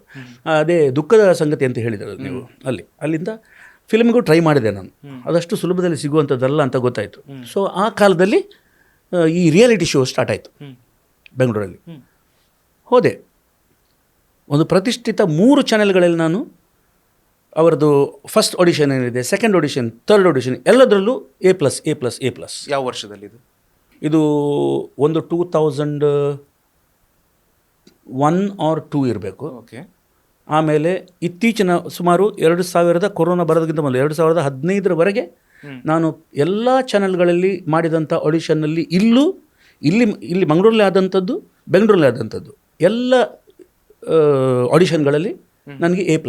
ಮತ್ತು ಮುಂದೆ ಯಾಕೆ ಹೋಗಿಲ್ಲ ನೀವು? ಮುಂದೆ ಹೋಗಿಲ್ಲ, ಅವರಿಗೆ ಕಂಟೆಂಟ್ ಬೇಕು ಅಂತಂದರು. ಕಂಟೆಂಟ್ ಬೇಕು ಅಂತ. ಈಗ ಕಂಟೆಂಟ್ ಮುಖ್ಯನಾ ನಿಮಗೆ, ಗಾಯನ ಮುಖ್ಯನಾ? ನನ್ನ ಒಂದು ಪ್ರಶ್ನೆ ಅವರಿಗೆ. ಓಕೆ, ಕಂಟೆಂಟ್ ಇದೆ, ನನಗೊಂದು ಕಂಡಿಲ್ಲ, ಅದಕ್ಕೊಂದು ಕಥೆ ಇದೆ, ಅದು ಹೇಳಿದೆ. ನಮ್ಮವರೇ ಇದ್ರು. ಅದು ಚಿಕ್ಕಂದಿನಲ್ಲಿ ನಾನು ಅಂಗಡಿಯಲ್ಲಿ ಇರಬೇಕಾದ್ರೆ 4th ಸ್ಟ್ಯಾಂಡಲ್ಲಿ ಇದ್ದಾಗ ನಮಗೆ ಬೀಡಿ ಅಂಗಡಿ ಇತ್ತು. ಸೊ ಬೀಡಿ ಅಂಗಡಿ ಒಂದು ದಿವಸ ನನ್ನ ದೊಡ್ಡಪ್ಪ, ನನ್ನ ಅಪ್ಪ ಎಲ್ಲ ನಾವು ನೋಡ್ಕೊಳ್ತಾ ಇದ್ವಿ. ಅದನ್ನು ನಾವು ಬೀಡ ಕಟ್ತಿದ್ದೇವೆ, ಈ ಥರ ಎಲೆಗಳಲ್ಲಿ ನೋಡಿ. ಅದಕ್ಕೆ ಮಧ್ಯಕ್ಕೆ ಸುಣ್ಣ ಹಾಕಿ ಇದಾಕಿ ಕಟ್ಟಿ ಇಡುವಂಥದ್ದು. ಬೀಡ ಖಾಲಿ ಆಗಿತ್ತು, ನಾನು ಕಟ್ಲಿಕ್ಕೆ ಹೋಗುವಾಗ ನನ್ನ ದೊಡ್ಡಪ್ಪ ಒಂದು ಸಲ ಮಾಡೋದನ್ನು ನೋಡಿದೆ. ನಾವು ದೊಡ್ಡ ಮಣ್ಣಿನ ಮಡಿಕೆಯಲ್ಲಿ ಸುಣ್ಣ ಮಾಡಿ ಇಡೋದು, ಅದು ನೀರಾಗಿತ್ತು. ಒಂದು ದಿವಸ ನನ್ನ ದೊಡ್ಡಪ್ಪ ಏನು ಮಾಡಿದರು, ಒಂದು ಬಟ್ಟೆಗೆ ಹಾಕಿ ಅದನ್ನು ಟೀ ಹಿಂಡಿದಾಗಿ ಹಿಂಡಿದರು. ಅದು ನೆನಪಾಯ್ತು ನನಗೆ. ನಾನು ಹಿಂದೆ ಮುಂದೆ ನೋಡಲಿಲ್ಲ, ಒಂದು ಬಟ್ಟೆ ತೆಗೆದೆ ಅದನ್ನು ಹಿಂಡಿದೆ, ಬೀಡಾಗಬೇಕು ಕೇಳ್ತಾ ಇದ್ದಾರೆ, ಅಲ್ಲಿ ಜನ ಬಂದಿದ್ದಾರೆ. ಆವಾಗ ಹಿಂಡುವಾಗ ಅದು ಹಳೆ ಬಟ್ಟೆ, ಅದು ಪಾಟ್ಕಂತ ಸಿದ್ದ ನನ್ನ ಕಣ್ಣಿಗೆ. ತಂದೆ ಊಟಕ್ಕೆ ಹೋಗಿದ್ರು, ಓಡಿ ಬಂದು ನೀರು ಹಾಕಿ ಏನು ಹೋಗಲಿ, ಗೆಟ್ಟೆನೇ ಹೋಗಿದೆ ಇಡೀ ಕಣ್ಣೊಳಗೆ. ಆವಾಗ ಡಾಕ್ಟರ್ಸ್ ಇಲ್ಲ, ಮಂಗಳೂರು ಬರಬೇಕು. ಮಂಗಳೂರಿಗೆ ಬಂದು ಎಲ್ಲ ಕ್ಲೀನ್ ಮಾಡಿ ಹೋಗುವಾಗ ಎಲ್ಲ ಬರ್ಸ್ಟ್ ಆಗಿ ಹೋಗಿದೆ. ಆವಾಗ ಅಂಥ ಟೆಕ್ನಾಲಜಿ, ಈಗಿನಾಗೆ ಟೆಕ್ನಾಲಜಿ ಇರಲಿಲ್ಲ. ಮತ್ತು ಹಾಗೆ ಹೋಯಿತು. ಓಕೆ, ಇರಲಿ, ನಾವು ಮತ್ತೆ ವಾಪಸ್ ಬರೋಣ. ಅಲ್ಲಿ ನೀವು ಮತ್ತೆ ಮುಂದೆ ಯಾಕೆ ಹೋಗಿಲ್ಲ? ಕಂಟೆಂಟ್ ಬೇಕಾ, ಗಾಯನ ಬೇಕಾ? ಹೌದು, ಅವರು ಅದಕ್ಕೆ ಆನ್ಸರೇ ಇಲ್ಲ, ಅವ್ರದ್ದು ಅದಕ್ಕೆ ಆನ್ಸರೇ ಇಲ್ಲ. ಅದೇ ಒಂದು ಬೇಸರ ಸಂಗ. ನಮ್ಮವರೇ ನಮಗೆ ಅವಕಾಶ. ನಾನು ಹೇಳಿದೆ, ನಾನೇನು ಫೈನಲ್ವರೆಗೆ ಬರುವಂಥ ಇದಿಲ್ಲ. ಯಾರು ನಮ್ಮ ಸಂಘಟಕರು, ನಮ್ಮ ನಿರ್ಮಾಪಕರೆಲ್ಲ, ನಮ್ಮ ಊರಿನವರು ಎಲ್ಲ ಕೇಳ್ತಾರೆ, ನೀವು ಟಿ ವಿಯಲ್ಲಿ ಹಾಡಲ್ವಾ? ಸೊ ಟಿ ವಿಯಲ್ಲಿ ಹಾಡಿದ ಕೂಡಲೇ ಅದು ದೊಡ್ಡ ಒಂದು ಪ್ರತಿಭೆ ಅಂತ ಆಯಿತಾ? ಅದು ಈಗಲೂ ಇದೆ. ಆ್ಯಕ್ಚುಲಿ ನಾನು ಹೆಸರು ಹೇಳೋದಕ್ಕೆ ಬಯಸಲ್ಲ. ಅವ್ರು ಕಾಲ್ ಮಾಡಿ ಕೇಳ್ತಾರೆ, ನೀವು ಅದ್ರಲ್ಲಿ ಬಂದಿರೋರಲ್ವಾ? ಸೊ ನಮಗೆ ಅದ್ರಲ್ಲಿ ಬಂದಿರೋರು ಬೇಕು ಅಂತ. ಅದ್ರಲ್ಲಿ ಬಂದಿರೋರು ಏನು ಮೇಲಿಂದ ಬಂದಿರೋರು ಅವರು ಅಲ್ಲ ತಾನೆ? ಇಲ್ಲೇ ಬಂದಿರೋರು. ಅದೇ ಈಗ ಟಿ ವಿಯಲ್ಲಿ ನೋಡೋಕೆ ನಮ್ಗೆ ಖುಷಿ ಆಗುತ್ತೆ. ಟಿ ವಿಯಲ್ಲಿ ನೋಡೋಕ್ಕೆ ಫುಲ್ ಇನ್ಸ್ಟ್ರೂಮೆಂಟ್ಸ್ ಇರುತ್ತೆ, ಅದನ್ನು ಸ್ವಲ್ಪ ಬೂಸ್ಟ್ ಮಾಡಿ ತೋರಿಸ್ತಾರೆ ಅಷ್ಟೇ ವಿನಃ ಬೇರೆ ಅದು ಜಸ್ಟ್ ಲೈಕ್ ವೀವರ್ಸ್ ಬೇಕು ಅವರಿಗೆ. ವೀವರ್ಸ್ ಬೇಕು. ವ್ಯೂ ಜಾಸ್ತಿ ಆದಾಗೆ ನಿಮಗೆ ಬೆಲೆ ಜಾಸ್ತಿ. ಹಾಗಾದರೆ ನಿಮ್ಮ ಪ್ರತಿಭೆ ಏನು ಲೆಕ್ಕಕ್ಕಿಲ್ಲ ಅಲ್ಲಿ. ನಿಮಗೆ ವ್ಯೂಸ್ ಜಾಸ್ತಿ ಬೇಕು. ಓಕೆ, ವೈರಲ್ ಆಗಬೇಕು ನೀವು. ಓಕೆ, ಅದು ಹೇಗೆ ಬೇಕಾದರೆ ಆಗಲಿ. ನಮಗೊಂದು ಸಂಸ್ಕಾರ ಇದೆ, ನಮ್ಮ ತುಳುನಾಡಿಗೆ ಒಂದು ಸಂಸ್ಕಾರ ಇದೆ. ಹೇಗೆ ನಾವು ಕಾರ್ಯಕ್ರಮ ಮಾಡ್ತಿದ್ದೀವಿ, ಮೊದಲು ಒಂದು ಭಕ್ತಿಗೀತೆ, ಆಮೇಲೆ Mukesh song, Rafi song, Kishore Kumar song ಆದಮೇಲೆ ನಮ್ಮ ಎಂಟ್ರಿ ಕನ್ನಡಕ್ಕೆ. ಆ ಕಾಲದಲ್ಲಿ ಆಗಿತ್ತು. ಈ 3 ಹಾಡು ಓಲ್ಡ್ ಹಾಡುಗಳು ಆದ ಮೇಲೇ ಹೊಸ ಹಾಡುಗಳಿಗೆ ಅವಕಾಶ ನಮ್ಮಲ್ಲಿ. ಓಕೆ, ಮೊದಲು ಆ ಪ್ರದೇಶ ಏನು, ಯಾವ ಕಾರ್ಯಕ್ರಮ ಮಾಡ್ತಾಯಿದ್ದೇವೆ ನಾವು, ಒಂದು ನೇಮೋತ್ಸವನೋ ಅಥವಾ ಜಾತ್ರೆನೋ, ದೇವರ ಜಾತ್ರೆನೋ, ಅದಕ್ಕೆ ಸಂಬಂಧಪಟ್ಟ ಹಾಡು ಮೊದಲು. ಇವತ್ತು ಆ ಸಂಸ್ಕಾರ ಎಲ್ಲ ಮರ್ತೇ ಹೋಗಿದೆ. ಈಗಿನ ಸಂಘಟಕರಿಗಾಗಲಿ, ಈಗಿನ ಯುವಕರಿಗಾಗಲಿ, ನಮ್ಮ ತುಳುನಾಡು, ನಮ್ಮ ತುಳು ಹಾಡುಗಳನ್ನೇ ಕೇಳಿದರೆ ಇಲ್ಲಿ ಹಾಡೋದು ಈಗ ಜಂಪಿಂಗ್ ನಂಬರ್ಸೇ. ಈಗ ಪಿ ಬಿ ಶ್ರೀನಿವಾಸ್ ಅಂತವರು, ಎಸ್ ಪಿ ಅಂತವರು ಹಾಡಿದ ಹಾಡುಗಳ ಒಂದು ಮಾಧುರ್ಯತೆ ಇವತ್ತಿಗೂ ಕೇಳಿದ್ದು ಮೈ ರೋಮಾಂಚನ ಆಗುತ್ತೆ. ಅದಾಗೋದಿಲ್ಲ. ಈಗ ಮೊದಲನೇ ಸಾಂಗಿನಲ್ಲೇ ಜಂಪಿಂಗ್. ನಾನು ಅದಕ್ಕೆ ವಿರೋಧಿ ಅಲ್ಲ, ಬಟ್ ಊಟದಲ್ಲಿ ಉಪ್ಪಿನಕಾಯಿಂದ ಪಾಯಸದವರೆಗೆ ಹೇಗಿರಬೇಕು, ಕಾರ್ಯಕ್ರಮ ಅಂದರೆ ಹಾಗೆ ಇರಬೇಕು ಅಂತ ನನ್ನದೊಂದು ಸಂಸ್ಕಾರ, ನನ್ನ ಅಭಿಪ್ರಾಯ. ಬಟ್ ಅವರ ಬೇರೆಯವರ ಅಭಿಪ್ರಾಯ ನನಗೆ ಏನು ಅಂತ ನನಗೆ ಗೊತ್ತಿಲ್ಲ. ಲೋಕೋ ಭಿನ್ನ ರುಚಿ. ಓಕೆ ಅಲ್ವಾ? ಹಾಗಾದರೆ ನಿಮ್ಮಂಥ ಪ್ರತಿಭೆಗೆ ಸರಿಯಾದಂಥ ವೇದಿಕೆ ಸಿಗಲಿಲ್ಲ ಅನ್ನುವಂಥ ರಿಗ್ರೆಟ್ ಅಥವಾ ಬೇಸರ ನಿಮ್ಮಲ್ಲಿ ಇರ್ಬೋದು? ವೇದಿಕೆ ಸಿಗಲಿಲ್ಲ ಅಂತ ಎಲ್ಲಿ ಸಿಕ್ಕಿದೆ ಅದನ್ನು ನಾನು ಸದುಪಯೋಗ ಪಡಿಸ್ಕೊಂಡಿದ್ದೇನೆ. ಯಾರನ್ನು ಬೇಕಾದ್ರೆ ಕೇಳಿದ್ರು ಹೇಳಿದ್ರು ರವೀಂದ್ರ ಬಾಬು ಹೇಳಿದರೆ ಅವರಿದ್ರೆ ಒಂದು ಅನ್ಸುತ್ತೆ ಸರ್, ನನಗನ್ಸುತ್ತೆ. ಬಿಕಾಸ್ ಈ ಫೀಲ್ಡಲ್ಲಿ ಸಾಕಷ್ಟು ಜನರ ಜೊತೆ ಮಾತನಾಡಿದಾಗ ನನಗೆ ಅನ್ಸೋದೇನಂತಂದರೆ, ಓಕೆ ನಾನು ಅಲ್ಲಿರ್ಬೋದಾಗಿತ್ತು, ಇವ್ರಿಗಿಂತ ಚೆನ್ನಾಗಿ ನಾನು ಮಾಡ್ತಿದ್ದೆ ಅನ್ನೋಂಥ ಒಂದು ಭಾವನೆ ನಮ್ಮೊಳಗೂ ಬಂದುಬಿಡುತ್ತೆ. ಖಂಡಿತ ಅದು ನಿಮ್ಗೆ ಬಂದಿರ್ಬೋದು. ಹೌದು, ಖಂಡಿತ ಅಲ್ವಾ? ಓಕೆ. ಹಿರಿಯ ಗಾಯಕರಾಗಿ, ಹಿರಿಯ ಕಲಾವಿದರಾಗಿ ನಾನು ಕೇಳಬೇಕು, ಈಗ ಇತ್ತೀಚಿನ ವರ್ಷಗಳಲ್ಲಿ ಬಂದಿರುವಂತಹ ಗಾಯಕರುಗಳು ಇವ್ರ ಬಗ್ಗೆ ಎಲ್ಲ ನಿಮ್ಮ ಏನು ಅಭಿಪ್ರಾಯ? ಚೆನ್ನಾಗಿ ಪರ್ಫಾರ್ಮಿಂಗ್ ಆರ್ಟಿಸ್ಟ್ ಅಂತ ಹೇಳಿಯೇ ಬರೋದು. ಈಗ ಅವರು ಪರ್ಫಾರ್ಮಿಂಗ್ ಆರ್ಟಿಸ್ಟಾ ಹಿಂಗೆ ಕೇಳೋದು. ಈ ವ್ಯವಸ್ಥೆ ಮಾಡೋರೆಲ್ಲ ಕೆಲವೆಲ್ಲ ಈವೆಂಟ್ ಮ್ಯಾನೇಜ್ಮೆಂಟ್ನವರು ಪರ್ಫಾರ್ಮಿಂಗ್ ಆರ್ಟಿಸ್ಟ್ ಬೇಕು ಅವರಿಗೆ. ಪರ್ಫಾರ್ಮಿಂಗ್ ಆರ್ಟಿಸ್ಟ್ ಅಂದರೆ ಏನು ಅರ್ಥ? ಅದು ಡಿ ಜೆಗೂ ಮತ್ತು ಈ ಆರ್ಕೆಸ್ಟ್ರಾಗೂ ಏನು ಸಂಬಂಧ? ಈಗ ಆರ್ಕೆಸ್ಟ್ರಾ ಎಂಬುದು ಡಿ ಜೆ ಆಗಿದೆ ಅಷ್ಟೇ. ನೀವು ನೋಡ್ತಾ ಇರ್ಬೋದು ಇತ್ತೀಚಿನ ದಿನಗಳಲ್ಲಿ ರಸಮಂಜರಿ ಕಾರ್ಯಕ್ರಮಗಳು ಕ್ಷೀಣಿಸ್ತಾ ಇದೆ. ನಾನು ಓಪನ್ ಏರ್ ಬಗ್ಗೆ ಹೇಳೋದು. ಓಪನ್ ಏರ್ನಲ್ಲಿ ರಸಮಂಜರಿ ಕಾರ್ಯಕ್ರಮಗಳು ಸಂಖ್ಯೆ ಕ್ಷೀಣಿಸ್ತಾ ಇದೆ. ನಾಟಕ ಕಂಪನಿಗಳು ಎಷ್ಟಿದೆ, ಎಷ್ಟು ನಾಟಕಗಳು ಮೇಲೆ ಬರ್ತಾ ಇದೆ. ನೀವು ಸಾಕಷ್ಟು ನಾಟಕಗಳಿಗೆಲ್ಲ ಹಾಡಿದ್ದೀರಾ? ಸಿಕ್ಕಾಪಟ್ಟೆ ನಾಟಕ ಹೇಳಿ ನೋಡೋಣ ಹೆಸರು. ವಿಜಯಣ್ಣನವರ ಪ್ರತಿಯೊಂದು ನಾಟಕ ಈಗಾಗಲೇ ನಾನು ಹೇಳಿದ್ದೆ. ಶಿವದೂತೆಗಳಿಗೆ, ಶಿವಾಜಿ, ಮತ್ತು ಅವರ ಮೊದಲ ನಾಟಕ ಒರೆಯರ್ದೊರೆ ಸ್ವಲ್ಪ ನಾಟಕ ಆಗಿದ್ದಾಗ ಇನ್ನೂ ಎಷ್ಟು ನಾಟಕಗಳು ಹಾಡಿದ್ರೆ ನನಗೆ. ಶಿವಾಜಿ ಆಯ್ತು, ಪರಮಾತ್ಮೆ ಪಂಜುರ್ಲಿ ಅದು ಇವರದು ಕಲಾಕುಂಬ ಟೀಮ್ನವರದು. ಸೊ ಅವರು ನೆಕ್ಸ್ಟ್ ಬರೋದು ನಮ್ಮದು ಕಿಶೋರಣ್ಣನವರದು, ಕಿಶೋರ್ ಡಿ ಶೆಟ್ಟಿ ಅವರದು. ಅವರನ್ನು ಕೂಡ ನಾನು ಮರೀಲಿಕ್ಕಿಲ್ಲ. ಅವರ ಎಲ್ಲ ನಾಟಕಗಳಲ್ಲಿ ನವೀನ್ ಡಿ ಪಟೇಲ್ ಇದ್ದ ಕಾಲದಿಂದ ಇವತ್ತಿನವರೆಗೂ ಈ ಆಂಟಿ ಅಂಕಲ್ ಈಗ ನಡೀತಾ ಇದೆ, ಶನಿ ಮಹಾತ್ಮೆ ನಡೀತಿದೆ, ಅದರಲ್ಲೂ ನಂದೇ ಹಾಡು. ಜೋಡು ಜೀಟಿಗೆ ಮತ್ತು ಅದರ ಮೊದಲಿನ ನಾಟಕ ಅದರಲ್ಲೂ ನಂದು ಹಾಡು. ಲಾವಣ್ಯ ಮೇಡಮ್ ಅವರು, ಲಾವಣ್ಯ ದಾಸ್ ಅವರು ಕೂಡ, ಅವರನ್ನು ಕೂಡ ಮರೀಲಿಕ್ಕಿಲ್ಲ ನಾನು. ಆಮೇಲೆ ಪರಮಾತ್ಮೆ ಪಂಜುರ್ಲಿ ಅವರ ಮೊದಲ ನಾಟಕ ಇರ್ಬೋದು, ಈಗಿನ ನಾಟಕ, ಇನ್ನು ಮುಂಬರುವ ನಾಟಕ. ಆಮೇಲೆ ಇನ್ನಿತರ ನಾಟಕಗಳು, ಕಾಪು ರಂಗತರಂಗ ಅವ್ರದ್ದು ಈಗ ನಡೀತಾ ಇದೆ ಶೋಭಾಜಿ. ಆಮೇಲೆ ಅವರು ಶಿವದೂತೆಗಳಿಗೆ ಅದರಲ್ಲೂ ಇದೆ. ವಿಜಯನವರ ಹೆಸರು ಹೇಳಿದೆ ನಾನು. ಆಮೇಲೆ ಶೋಭಾಜಿ, ರಾಘು ಮಾಸ್ಟ್ರು ಈ ವರ್ಷದ ಸೂಪರ್ ಹಿಟ್ ನಾಟಕ. ಆಮೇಲೆ ಕದಂಬ, ನಮ್ಮ ಮಣಿಕೋಟೆ ಬಾಗಿಲು, ಅವರು ಕೂಡ ನನ್ನ ದೊಡ್ಡ ಅಭಿಮಾನಿ. ಅವರ 2 ನಾಟಕ ಕೂಡ, ಕದಂಬ ಮತ್ತು ಓಂಕಾರ, ಈ ವರ್ಷದ ಸೂಪರ್ ಹಿಟ್ ನಾಟಕ ಓಂಕಾರ. ಎಲ್ಲ ಶತದಿನೋತ್ಸವ ಆಚರಿಸಿ ಕೆಲವು ನಾಟಕಗಳು 1000, ಈಗ ಶಿವದೂತಗಳಿಗೆ 1000 ಪ್ರದರ್ಶನ ಹತ್ರ ಬರ್ತಾ ಇದೆ. ಶಿವಾಜಿ 200-250 ಪ್ರದರ್ಶನ ಆಗಿದೆ, ಮುಗಿಸಿದೆ. ಓಂಕಾರ ಕೂಡ ಶತಕ ದಾಟಿದೆ, ಕದಂಬ ಕೂಡ ಶತಕ ದಾಟಿದೆ, ರಾಘು ಮಾಸ್ಟ್ರು ಶತಕ ಆಯಿತು, ಪರಮಾತ್ಮೆ ಪಂಜುರ್ಲಿ 111 ಪ್ರದರ್ಶನ ಆಯಿತು. ಸೊ ಇದೆಲ್ಲ ಆಗಿದ್ರೆ ನನಗೆ ಸುವರ್ಣ ಕರ್ನಾಟಕ ರಾಜ್ಯೋತ್ಸವ ಜಿಲ್ಲಾ ಪ್ರಶಸ್ತಿ ಕೊಟ್ಟದ್ದಕ್ಕೆ ಕೆಲವರು ಮಾತಾಡಿದ್ದಾರೆ, ಅದು ಇನ್ಫ್ಲುಯೆನ್ಸಲ್ಲಿ ಸಿಕ್ಕಿದ್ದು. ಇದೆಲ್ಲ ಸಾಧನೆಗಳು ಸಾಲದಾ? ಓಕೆ ಆಗಲಿ. ಸೊ ಹಾಗಾದರೆ you are happy about your achievements? 100% ಅಲ್ವಾ? ಬಟ್ ಇನ್ನಷ್ಟು ಮೇಲೆ ಹೋಗ್ಬೋದಿತ್ತು ಅಂತ ಅನಿಸಿದ್ದು ಇದೆ. ಅವಕಾಶ ಸಿಕ್ಕಿದ್ರೆ ಖಂಡಿತ ಮೇಲೆ ಹೋಗ್ತೇವೆ. ಓಕೆ. ಈಗಲೂ ಇನ್ನು ಕಾಲ ಮಿಂಚಿಲ್ಲ. ಓಕೆ. ನನಗೆ ಇನ್ನೂ 15 ವರ್ಷ ಹಾಡಬೇಕಂತಿದ್ದೇನೆ ನಾನು. Very good. ಆ ಹೋಪ್ ಇರಬೇಕಲ್ವ? ಹೋಪ್ ಇರಬೇಕು. ಓಕೆ ಆಗಲಿ. ಇನ್ನು ನೋಡಿ, ಈಗ ಕಾಲ ಬದಲಾಗಿದೆ. 30-40 ವರ್ಷಗಳ ಹಿಂದಿನ ಕಾರ್ಯಕ್ರಮಗಳೇ ಬೇರೆ, ಈಗಿನ ಕಾರ್ಯಕ್ರಮಗಳ ರೀತಿಯೇ ಬೇರೆ. ಓಕೆನಾ? ಈಗ ಏನಂತಂದರೆ ಸರ್, ಈಗ ನೀವು ಇನ್ಸ್ಟಾಗ್ರಾಮಲ್ಲಿ ನಿಮಗೆ ಸಿಕ್ಕಾಪಟ್ಟೆ ಫಾಲೋವರ್ಸ್ ಜಾಸ್ತಿ ಇದ್ದಾರೆ ಅಂತಾದರೆ ನೀವು ದೊಡ್ಡ ಗಾಯಕರು. Hike full. ಇನ್ಸ್ಟಾಗ್ರಾಮಲ್ಲಿ 3 ಲಕ್ಷ ಇವರಿಗೆ ಫಾಲೋವರ್ಸು, ಮೇರ್ನ ಪೇಮೆಂಟ್ ಜಾಸ್ತಿ ಅಂತ. ನಿಮ್ಮಂಥ ಹಿರಿಯ ಕಲಾವಿದರಿಗೂ ಒಂದಿಷ್ಟು ವರ್ಷಗಳ ಹಿಂದೆ ಬಂದಂಥ ಕಲಾವಿದರಿಗೂ ಸೇಮ್ ಪೇಮೆಂಟ್. ಅದು ಹೇಗೆ ತಾರತಮ್ಯನ, ಅಥವಾ ಇದು ಸ್ವಲ್ಪ ಸರಿ ಆಗಬೇಕು? ಅದು ಸಂಘಟಕರು ಮತ್ತು ಕಾರ್ಯಕ್ರಮ ಮಾಡಿಸೋರು, ಈವೆಂಟ್ನವರು, ಅವರೆಲ್ಲ ಆಲೋಚನೆ ಮಾಡಬೇಕಾದ್ದು. ಕೆಲವರಿಗೆ ಈಗೀಗ ಬಂದಂಥ ಈವೆಂಟ್ ಆರ್ಗನೈಸರ್ಸ್ಗೆ, ಸಂಘಟಕರಿಗೆ ಮತ್ತು ಈಗಿನ ಕೆಲವು ಸಿಂಗರ್ಸ್ಗೆ ರವೀಂದ್ರ ಬಾಬು ಯಾರಂತಲೇ ಗೊತ್ತಿಲ್ಲ ಅಂಥ ಪರಿಸ್ಥಿತಿ. ಓಕೆ. ಅಂದರೆ ಅವರು ಏನಂತ ಹೇಳಿ, ಬಾವಿಯೊಳಗಿನ ಕಪ್ಪೆ ಹಾಗೆ, ಬೇರೆ ಪ್ರಪಂಚ ಗೊತ್ತಿಲ್ಲ ಅವರಿಗೆ. ಬೇರೆ ಪ್ರಪಂಚ ಹೊರಗಡೆ ನಾವೆಲ್ಲ ಅದೇ ಹೇಳಿದ್ದು ನಾನು. ನಾವೆಲ್ಲ S P Balasubrahmanyam, Yesudas, Hariharan, doctor Rajkumar, ಇವರ ಹಾಡುಗಳನ್ನು ಕೇಳಿ ಏಕಲವ್ಯನಾಗಿ ಬೆಳೆದವರು ನಾವು. ಅರ್ಥ ಆಯ್ತಾ? ಏಕಲವ್ಯ.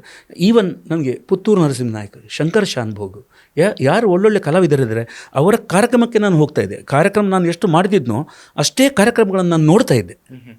ಯಾವುದೇ ಕಾರ್ಯಕ್ರಮ ಇರ್ಬೋದು, ಸ್ವರಲಯ ಕಾರ್ಯಕ್ರಮದ್ದು, ಶಾಸ್ತ್ರೀಯ ಸಂಗೀತ ಇರ್ಬೋದು, ವೆಂಕಟೇಶ್ ಕುಮಾರ್ ಅವರ ಕಾರ್ಯಕ್ರಮ ಇರ್ಬೋದು, ಯಾರ ಕಾರ್ಯಕ್ರಮ ಎಲ್ಲೆಲ್ಲಿ ನನಗೆ ಸಮಯ ಸಿಗುತ್ತೆ ಅಲ್ಲೆಲ್ಲ ಹೋಗಿ ನಾನು ಆಸ್ವಾದಿಸಿ ಇದರಿಂದ ನಾನು ಏನು ಕಲಿಬೋದು ಅಂತೇಳಿ ನೋಡಿಕೊಂಡು ಆ ಥರ ಕಲಿತು ಇವತ್ತು. ಬಟ್ ಈಗ ಆಟೋ ಟ್ಯೂನ್ ಹಾಕಿ ಹಾಡಿ ಇನ್ಸ್ಟಾಗ್ರಾಮ್ ಮತ್ತು ಫೇಸ್ಬುಕ್ನಲ್ಲಿ ನೀವು ವಿಡಿಯೋ ಹಾಕಿದ ಕೂಡಲೇ ನಿಮ್ಗೊಂದು 25,000 ಲೈಕ್ಸ್ ಅಥವಾ ವ್ಯೂಸ್ ಬಂದ ಕೂಡಲೇ ನೀವು ಜನಪ್ರಿಯ ಗಾಯಕರಾಗಿ ಬಿಟ್ರಿ ಸರ್. ಖ್ಯಾತ ಗಾಯಕರು. ಆ ಹೂವಿನ ಬಾಣದಂತೆ ಅಂತ ಒಬ್ರು ಹಾಡಿದ್ರು ನೋಡಿ, ಅವರು ಸಿಕ್ಕಾಪಟ್ಟೆ ಖ್ಯಾತ ಗಾಯಕರಾಗಿ. ಅವರು ಒಂದು ಎರಡು ಶೋರೂಮ್ ಉದ್ಘಾಟನೆ ಮಾಡಿದರು. ಏನು ಅದೇ ನನಗೆ ಭಾಳಷ್ಟು ಸಲ ನಂಗೆ ಅನ್ಸೋದಿದೆ, ಎಷ್ಟೊಂದು ಜನರನ್ನ ನಾನು ಸೋಷಿಯಲ್ ಮೀಡಿಯಾದಲ್ಲಿ ಫಾಲೋ ಮಾಡ್ತೀನಿ. ನಾಗ್ತಿ ಹಳ್ಳಿ ಚಂದ್ರಶೇಖರ್ ಅವ್ರದ್ದೊಂದು ಫೇಸ್ಬುಕ್, ಅವ್ರದ್ದು 32,000 ಏನೋ ಫಾಲೋವರ್ಸ್ ಏನೋ ಇದ್ದಾರೆ. ಹಾಗೆ ಮೊನ್ನೆ ಬಂದಂಥ ಯಾರೋ ಒಬ್ಬರು ಕಲಾವಿದರಿಗೆ ಅವರಿಗೆ ಲಕ್ಷಗಟ್ಟಲೆ ಫಾಲೋವರ್ಸ್ ಇದ್ದಾರೆ. So do you mean to say that ಹಾಗಾದರೆ ನೀವು ಹೇಗೆ ಇದನ್ನು ಇದು ಮಾಡ್ತೀರಾ ಅಲ್ವಾ? ಸೊ ಇಲ್ಲಿ ಸಕ್ಸಸ್ ಅಂದರೆ ಅದು ನೋಡುಗರ, ಕೇಳುಗರ, ಸಂಘಟಕರ, ನಿರ್ಮಾಪಕರ ವಿವೇಚನೆಗೆ ಬಿಟ್ಟದ್ದು. ಓಕೆ, ಲೋಕೋ ಭಿನ್ನ ರುಚಿ ನಾನು ಹೇಳಿದೆ. ಓಕೆ, ಅವರವರ ಅಭಿವ್ಯಕ್ತಿ ಸ್ವಾತಂತ್ರ್ಯ ಅವರಿಗಿದೆ ಅಲ್ವಾ? ಅದು ಡಿಸಿಷನ್ ಅವರ ಕೈಯಲ್ಲಿರೋ. ಕೂತು ಆಲೋಚನೆ ಮಾಡಬೇಕು. ಇವರಿಗೆ ಇಷ್ಟು ವರ್ಷ ಎಕ್ಸ್ಪೀರಿಯೆನ್ಸ್ ಇದೆ, ಇವರು ಚೆನ್ನಾಗಿ ಆಡ್ತಾರಲ್ವಾ ಅಂಥೇಳಿ. ಆದರೂ ಕೂಡ ಏನೋ ಒಂದು ಅಸ್ಪೃಶ್ಯತೆ, ಒಂದು ನಮ್ಮನ್ನು ಕಂಡ್ರೆ ಒಂದು ಅಸ್ಪೃಶ್ಯತೆ ಥರ. ನಿಜ. ಅಂದರೆ ಈಗಿನ ಜನ್ರೇಷನ್ಗೆ ಸೂಟ್ ಆಗಲ್ಲ ಅಂತ ನಮ್ಮವರೇ ಹೇಳೋದು. ನಿಜ ನಿಜ ನಿಜ ನಿಜ. ಈಗಿನ ಜನ್ರೇಷನ್ಗೆ ಅವ್ರು ಸೂಟ್ ಆಗಲ್ಲ ಆ ಥರ. ಓಕೆ, ಆಗಲಿ ಸರ್. ಈಗ ನಾವು ಸ್ವಲ್ಪ, ಬಟ್ ನಾವೇನು ಕಡಿಮೆ ಇಲ್ಲ, ನಾವು ಇವತ್ತಿಗೂ ಅಪ್ಡೇಟ್ ಇದ್ದೇವೆ. ಹಾಗಂತೀರಾ? ಸರಿ, ಆಗಲಿ, ಒಳ್ಳೆಯದದು. ಸೊ ಈಗ ನಾವು ಸರ್ಕಂತ ಒಂದೇ ದಾರಿನಲ್ಲಿ ಹೋಗ್ತಾ ಇದ್ದೇವೆ. ಈಗ ಹೈವೇನಲ್ಲಿ ಸ್ವಲ್ಪ ಗಾಡಿಯನ್ನು ನಿಲ್ಲಿಸಿ ಒಂದು ಯೂಟರ್ನ್ ಹಾಕಿ ನಾವು ವಾಪಸ್ ಬರುವ. ಈ ಯೂಟರ್ನ್ ನಾವು ಎಲ್ಲಿ ಹೋಗಬೇಕು ಅಂತಂದರೆ, ನೀವು ಎಲ್ಲ ಪ್ರಕಾರಗಳ ಕಾರ್ಯಕ್ರಮಗಳಿಗೂ ಹೊಂದುವಂಥ ಒಬ್ಬ ಗಾಯಕರು. ಭಜನ್ಸ್, ಸುಗಮ ಸಂಗೀತ, ಮತ್ತು ಗಜಲ್ಸ್, ಭಾವಗೀತೆ, ಆಮೇಲೆ ಸಿನಿಮಾ ಗೀತೆಗಳಲ್ಲಿ ಕನ್ನಡ, ಹಿಂದಿ, ತಮಿಳ್, ತೆಲುಗು ಎಲ್ಲವನ್ನೂ ಕೂಡ ಹಾಡ್ತೀರಿ. ಇದೆಲ್ಲದಕ್ಕೂ ಫಿಟ್ ಆಗೋದಿದೆಯಲ್ಲ, ಇದು ಅಷ್ಟು ಸುಲಭದ ಮಾತು ಖಂಡಿತ ಅಲ್ಲ. Definitely not easy. Let me tell you, ಒಬ್ಬ ಆ್ಯಂಕರ್, ಅದು ಈಗ ನನ್ನ ಈ ವೃತ್ತಿಯಲ್ಲೂ ಕೂಡ ಒಬ್ಬ ಒಳ್ಳೆ ಪಾಡ್ಕಾಸ್ಟಿಂಗ್, ಒಬ್ಬ ಒಳ್ಳೆ ಸಂದರ್ಶಕ, ಒಬ್ಬ ಒಳ್ಳೆ ನ್ಯೂಸ್ ರೀಡರ್ ಆಗಬೇಕು ಅಂತೇನಿಲ್ಲ. ಒಬ್ಬ ಒಳ್ಳೆ ನ್ಯೂಸ್ ರೀಡರ್ ಅವನು ಒಳ್ಳೆ ಸಂದರ್ಶಕ ಆಗಬೇಕು ಅಂತೇನೂ ಇಲ್ಲ. ಒಬ್ಬ ಒಳ್ಳೆ ಪಾಡ್ಕಾಸ್ಟ್ ಸಂದರ್ಶಕ ಅವನೊಬ್ಬ ಒಳ್ಳೆ ಹಿನ್ನೆಲೆ ಧ್ವನಿ ಕಲಾವಿದನಾಗಬೇಕು ಅಂತೇನಿಲ್ಲ. ಬಟ್ ಅದು ಎಲ್ಲನೂ ಕೂಡ ಫಿಟ್ ಆಗೋದಿದೆಯಲ್ಲ, ಅದು ಕಷ್ಟದ ಮಾತು, or it is very challenging. So ನೀವು ಇದೆಲ್ಲದಕ್ಕೂ ಕೂಡ ಹೇಗೆ ಅದು ನೀವು ಹೊಂದಿಕೊಂಡ್ರಿ? ಒಂದು ನನ್ನ ಎಕ್ಸ್ಪೀರಿಯನ್ಸ್, ನಾನು ಆ್ಯಕ್ಚುಲಿ ಈ ಫೀಲ್ಡಿಗೆ ಬಂದಿದ್ದು ಕ್ಲಾಸಿಕಲ್ನಿಂದ ಕಲಿತು ಅಲ್ಲ. ಕ್ಲಾಸಿಕಲ್ ಸ್ವಲ್ಪ ಗೊತ್ತಿದೆ ನನಗೆ, ತುಂಬ ಇಲ್ಲ. ನಾನು ಅದರಲ್ಲಿ ಅಷ್ಟು ಇನ್ನೂ ಕಲಿತಾ ಇದ್ದೇನೆ. ನಾನು ಇನ್ನೂ ಕಲಿತಾ ಇದ್ದೇನೆ. ಈಗಲೂ ರಫೀಕ್ ಖಾನ್ ಸರ್ ಹತ್ರ ನಾನು ಮತ್ತು ಗೊತ್ತಿದ್ದವ್ರ ಹತ್ರ ಹೀಗೆ ಕೇಳ್ತಾ ನನ್ನ ಈ ಥರ ಇದೆ, ಇದು ಹೇಗೆ ನಾನು ಹಾಡಬಹುದು, ಈ ಥರ ಅವರು ಕೆಲವರ ಐಡಿಯಾಸ್ ಅವ್ರ ಹತ್ರ ತಗೊಂಡು ನಾನು ಮುಂದುವರಿತಾ ಇದ್ದೇನೆ. ರಫೀಕ್ ಖಾನ್ ಸರ್ ಹತ್ರ ಏನು ಕಲಿತೆ? ರಫೀಕ್ ಖಾನ್ ಸರ್ ಅವರು ವೋಕಲ್ ಕಲಿಸ್ತಾರೆ. ಹೌದಾ? ಕ್ಲಾಸ್ ಇದೆ, ಅವರು ಸಿತಾರ್ ಕ್ಲಾಸ್ ಇದೆ, ವೋಕಲ್ ಕ್ಲಾಸ್ ಇದೆ. ಹೋಗ್ಲಿಕ್ಕೆ ಟೈಮ್ ಇಲ್ಲ. ಮತ್ತು ನಾನಾ ಜವಾಬ್ದಾರಿಗಳು ಆ ಥರ ಎಲ್ಲ ಇರುವುದರಿಂದ, ಮನೆಯ ಜವಾಬ್ದಾರಿಗಳು, ಫ್ಯಾಮಿಲಿ ಜವಾಬ್ದಾರಿಗಳು, ಆ ಥರ ಎಲ್ಲ ಇರುವುದರಿಂದ ಕಲೀಲಿಕ್ಕೆ, ನಾವು ಕಲಿಯುವುದೆಂಬುದನ್ನು ಅದನ್ನು ಬಾಲ್ಯದಲ್ಲೇ ಕಲಿಬೇಕಿತ್ತು ಅಂತ ಈಗ ಅನಿಸ್ತಾ ಇದೆ. ಓಕೆ.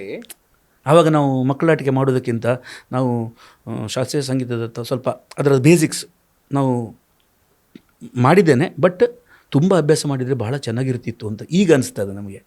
ಈಗಿನವರೆಗೂ ನಾನು ಹೇಳೋದು ಅದೇ, ನೀವು 4 ಹಾಡುಗಳನ್ನು ಹಿಡ್ಕೊಂಡು ನೀವು ಜೀವನ ಸಾಗಿಸ್ತೀರಂತ ಈ ಫೀಲ್ಡ್ಗೆ ಖಂಡಿತ ಬರುವುದೇ ಬೇಡ. ನಾನು ಈವನ್ ಪೇರೆಂಟ್ಸಿಗೆ ಹೇಳೋದು, ನಮ್ಮ ಮಕ್ಕಳಿಗೆ ಟಿ ವಿಯಲ್ಲಿ ಹಾಡಿದ ಕೂಡಲೇ ಅವರು ದೊಡ್ಡ ಸಿಂಗರ್, ಅಲ್ಟಿಮೇಟ್, ಅದಕ್ಕಿಂತ ಬೇರೆ ಯಾವುದಿಲ್ಲ ಅಂತ ತಿಳ್ಕೊಬೇಡಿ.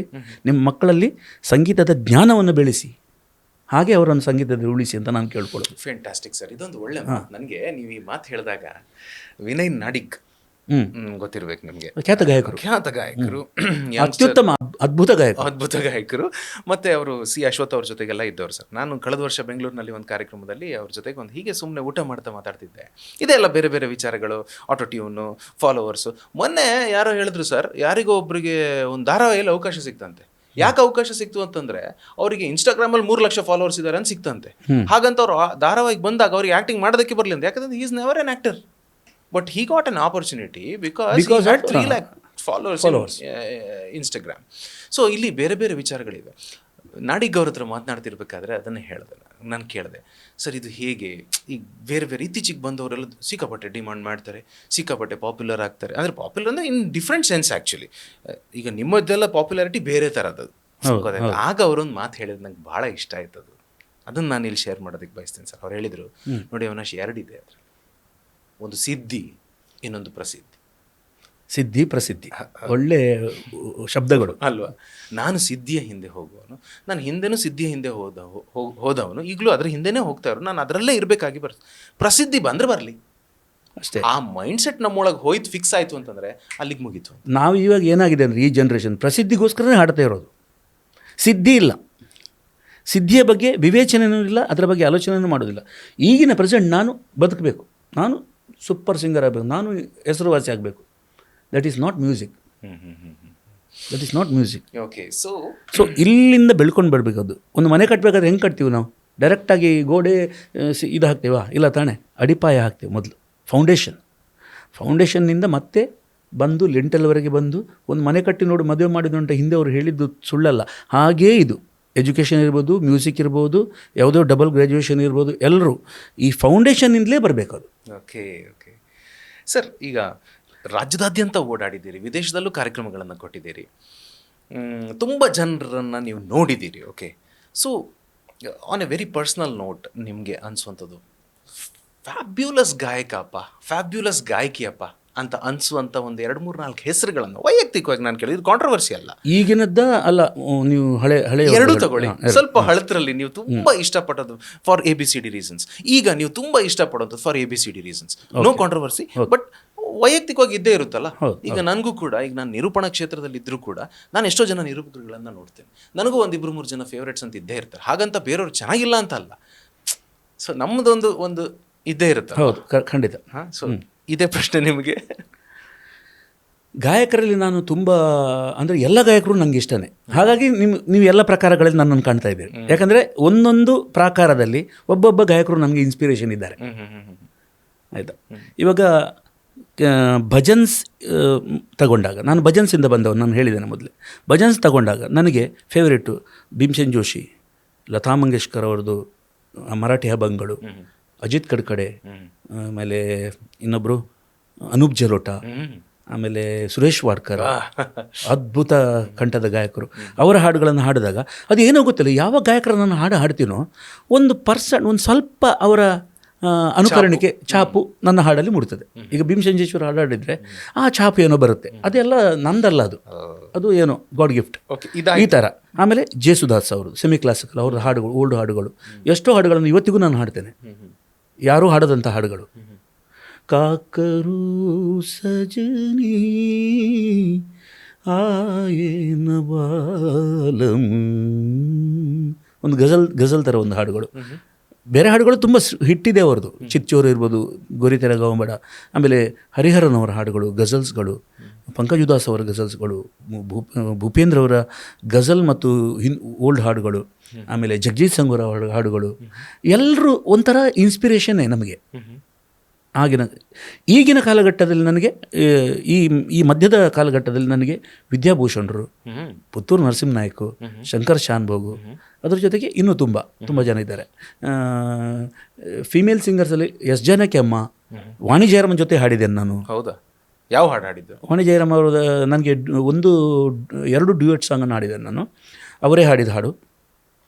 ಒಂದು ಕನಸಲು ನೀನೆ, ಆ ಕಾರ್ಯಕ್ರಮ ಆಯೋಜನೆ ಮಾಡಿದ್ರು ಡಾಕ್ಟರ್ ಸತೀಶ್ ಪೂಜಾರಿ, ಬಿಟ್ಟೋದ್ರು. ತುಂಬ ಕಾರ್ಯಕ್ರಮವನ್ನು, ಅಂಥ ದೊಡ್ಡ ಕಾರ್ಯಕ್ರಮ ಸಿಂಗರ್ಸನ್ನು ಕರೆಸಿ ಅವರು ಕಾರ್ಯಕ್ರಮ ಮಾಡಿದವರು.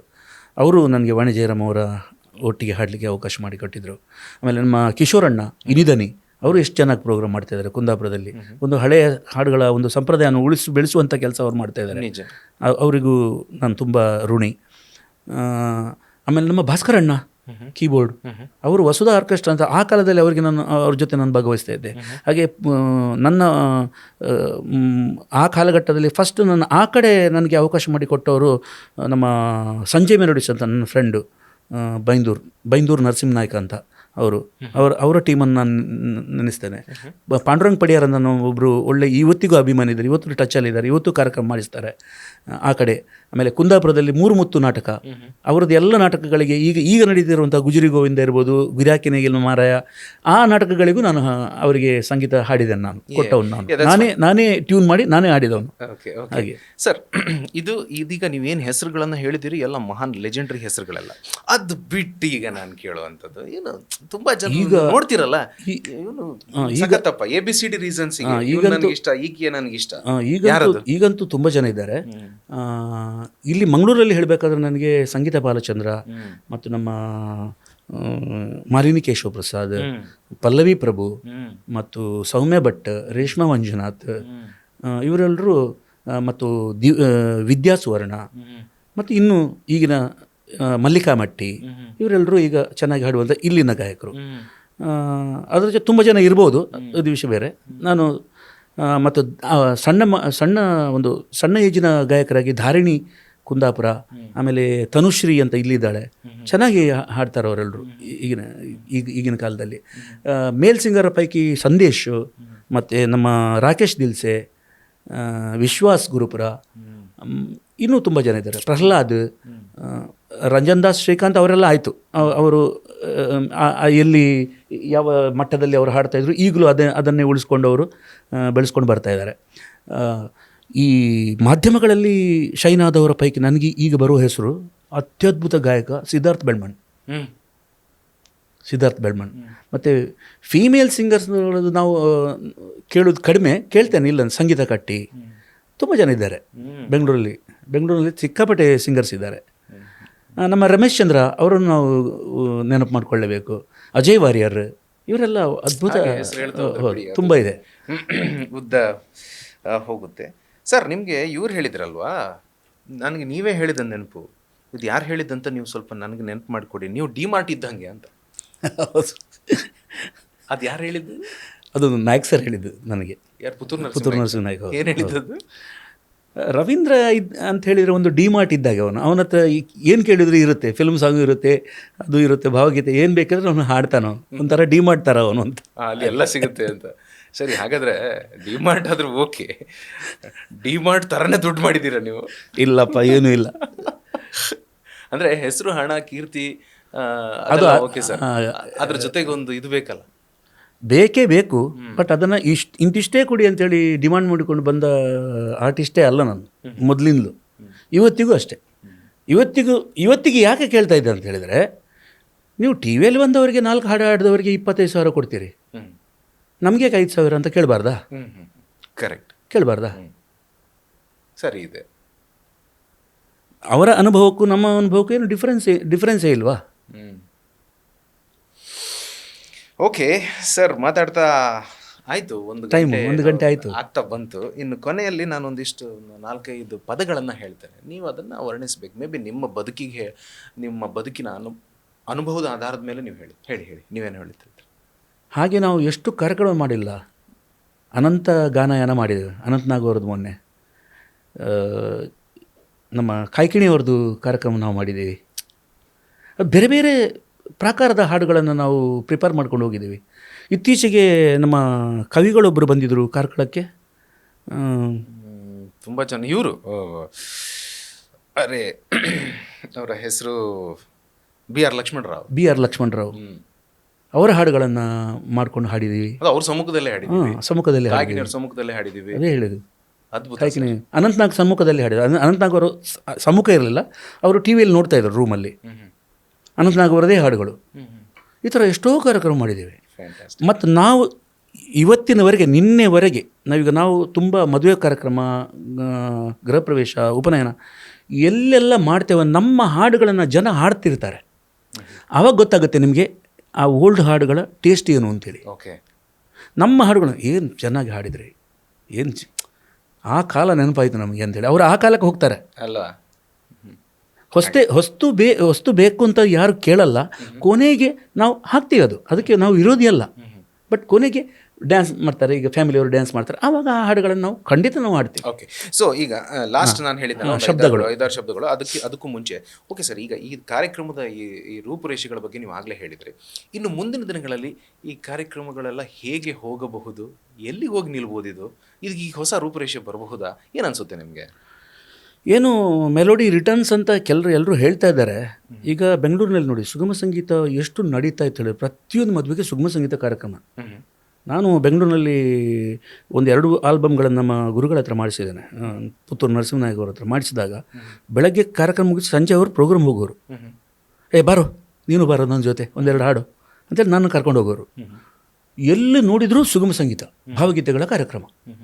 ಇವಾಗ ಕಂಪ್ಲೀಟ್ ಚೇಂಜ್, ಎಲ್ಲ ಟ್ರ್ಯಾಕ್ ಆರ್ಕೆಸ್ಟ್ರಾಗಳು. ಎಷ್ಟು ಜನ ಕೂತು ಅಂದರೆ ಅದು ಪ್ರೀ ವೆಡ್ಡಿಂಗ್ ಮಾಡೋದಲ್ಲಿ ಬೆಂಗಳೂರಲ್ಲಿ. ಪ್ರೀ ವೆಡ್ಡಿಂಗ್ ಅಂದರೆ ಮದುವೆ ಮುಂಚಿನ ದಿವಸನೇ ಎಲ್ಲರೂ ಬಂದು ವಿಶ್ ಮಾಡ್ತಾರೆ. ಅಂದರೆ ಬೆಳಿಗ್ಗೆ ಯಾರಿಗೆ ಬರೋಕ್ಕಾಗಲ್ಲ ಅಂತೇಳಿ ಮುಂಚಿನ ದಿವಸ ಬಂದು ಕೂತು ಅವರಿಗೆ ವಿಶ್ ಮಾಡಿ 1-2 ಹಾಡುಗಳನ್ನು ಕೇಳಿ ಎಲ್ಲ ನರಸಿಂಹನಾಯಕರಿಗೆ ಒಂದು ಸರ್ ಭಾಳ ಚೆನ್ನಾಗಾಯ್ತು ಅಂತ ಹೇಳಿ ಹೋಗೋರು ಅಂತ ನೋಡಿದ್ದಾನೆ. ಇವಾಗ ಆ ಟ್ರೆಂಡ್ ಬೆಂಗಳೂರಿನಲ್ಲೂ ಇಲ್ಲ, ಇಲ್ಲೂ ಕೂಡ ಇಲ್ಲ. ಹಾಗಾಗಿ ಆದರೆ ನಾವು ಮಾಡುವ ಕಾರ್ಯಕ್ರಮದಲ್ಲಿ, ಮದುವೆ ಕಾರ್ಯಕ್ರಮದಲ್ಲಿ ಎಲ್ಲರೂ ತುಂಬ ಇಷ್ಟಪಡ್ತಾರೆ. ಯಾವುದು ನಮ್ಮ ಕೈಯಿಂದ ಇನ್ನೊಮ್ಮೆ ಅವರು ಬೇಡ ಅಂತೇಳಿ ಹೇಳಿದ ಆ ತಂಡ ಬೇಡ ಅಂತ ಹೇಳಿದ ವಿಚಾರವೇ ಬರಲಿಲ್ಲ. ಸರ್ ನಮ್ಮದು ನೆಕ್ಸ್ಟ್ ಒಂದು ಕಾರ್ಯಕ್ರಮ, ನೆಕ್ಸ್ಟ್ ಖಂಡಿತ ಹೇಳ್ತೀವಿ ಸರ್, ಹಾಗೆ ಹೇಳಿ ಹೋಗ್ತಾರೆ. ಸೊ ಅದು ಅಷ್ಟೇ ಸಾಕಲ್ವ ನಮ್ಮ ಸಾಧನೆಗೆ. ನಿಜ ಆಗಲಿ ಸರ್. ಈಗ ನಿಮ್ಮ ಬದುಕಿನ ಅನುಭವದ ಆಧಾರದಲ್ಲಿ ಇದನ್ನು ನೀವು ವಿವರಿಸಬೇಕು ಈ ಪದಗಳನ್ನು. ಓಕೆ. ಕೀರ್ತಿ ಎಂಬುದು ನಾವು ದುಡ್ಡು ಕೊಟ್ಟು ಖರೀದಿಸುವಂಥ ವಸ್ತು ಅಲ್ಲ. ಅದು ನಮ್ಮ ಪ್ರತಿಭೆಯನ್ನು ಪರಿಗಣಿಸಿ ಕೊಡಬೇಕಾದಂಥ ಒಂದು ಮಹತ್ವ ಕೀರ್ತಿ. ನಾವೇ ಸಂಪಾದನೆ ಮಾಡ್ಕೊಳ್ಳುವಂಥದ್ದು ಅಲ್ಲ. ಸಂಪಾದನೆ ಅದಕ್ಕೆ ಶ್ರಮ ಪಡೋದು ನಮ್ಮ ಕರ್ತವ್ಯ. ಅದಕ್ಕೋಸ್ಕರ ಆ ಕೀರ್ತಿಗೋಸ್ಕರ ಶ್ರಮ ಪಡೋದು ನಮ್ಮ ಕರ್ತವ್ಯ. ಅದಕ್ಕೆ ತುಂಬ ವರ್ಷಗಳು ಬೇಕು. ಅಪಕೀರ್ತಿಗೆ ತುಂಬ ವರ್ಷ ಬೇಡ, 1 ನಿಮಿಷ ಸಾಕು. ಓಕೆ. ಅದೃಷ್ಟ ಈಸ್ ವೆರಿ ಇಂಪಾರ್ಟೆಂಟ್. ಹಾಗಂತೀರಾ? ಖಂಡಿತವಾಗಿ. ಬರೀ ಅದ್ಭುತ ಪ್ರತಿಭೆ ಆದರೆ ಸಾಕಾಗೋದೇ ಇಲ್ಲ ಫೀಲ್ಡಲ್ಲಿ. ಏನೇ ಇರಲಿ ಅವರಿಗೆ,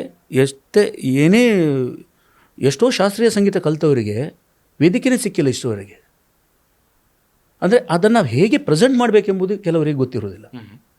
ಆ ಪ್ರೆಸೆಂಟೇಷನ್ ವೆರಿ ಇಂಪಾರ್ಟೆಂಟ್. ಅದಕ್ಕಾಗಿ ಅದೃಷ್ಟ ಮತ್ತು ಟ್ಯಾಲೆಂಟ್ ಮತ್ತು ಅದ್ರ ಜೊತೆಗೆ ಅದೃಷ್ಟ ಬೇಕೇ ಬೇಕು. ಓಕೆ, ಸರಿ. ಉದಾಹರಣೆ ಕೊಡಲ ನಾನು ನಿಮಗೆ? ಅದಕ್ಕೆ ಕೊಡಿ ಅಲ್ವಾ, ಕೊಡಿ. ನೋಡಿ, ಇವಾಗ ಸಾಧು ಕೋಕಿಲ ಅವರು ಮ್ಯೂಸಿಕ್ ಡೈರೆಕ್ಟರ್ ಆಗಬೇಕು ಅಂತ ಬಂದವರು ಫೀಲ್ಡಿಗೆ. ಹೌದಾ? ಹೌದು. ಹಾಂ, ಮ್ಯೂಸಿಕ್ ಡೈರೆಕ್ಟರ್ ಆಗಿ ಅವರಿಗೆ ಅದೃಷ್ಟ ಎಷ್ಟು ಅವರಿಗೆ ವರ್ಕೌಟ್ ಆಯ್ತು ಅಂತ ನಂಗೆ ಗೊತ್ತಿಲ್ಲ. ಅವರು ಇವಾಗ ದೊಡ್ಡ ಕಾಮಿಡಿಯನ್ ಆಗಿ ಈಗ ವರ್ಲ್ಡ್ ಫೇಮಸ್ ಆದರು. ಹೌದಾ? ಇದು ಹೇಳೋದು ಅದೃಷ್ಟ ಅಂತ. ಅದೇ ರೀತಿ ನಮ್ಮ ಗುರು ಕಿರಣ್ ಅವರು ಹೀರೋ ಆಗಬೇಕಂತ ಬಂದವರು.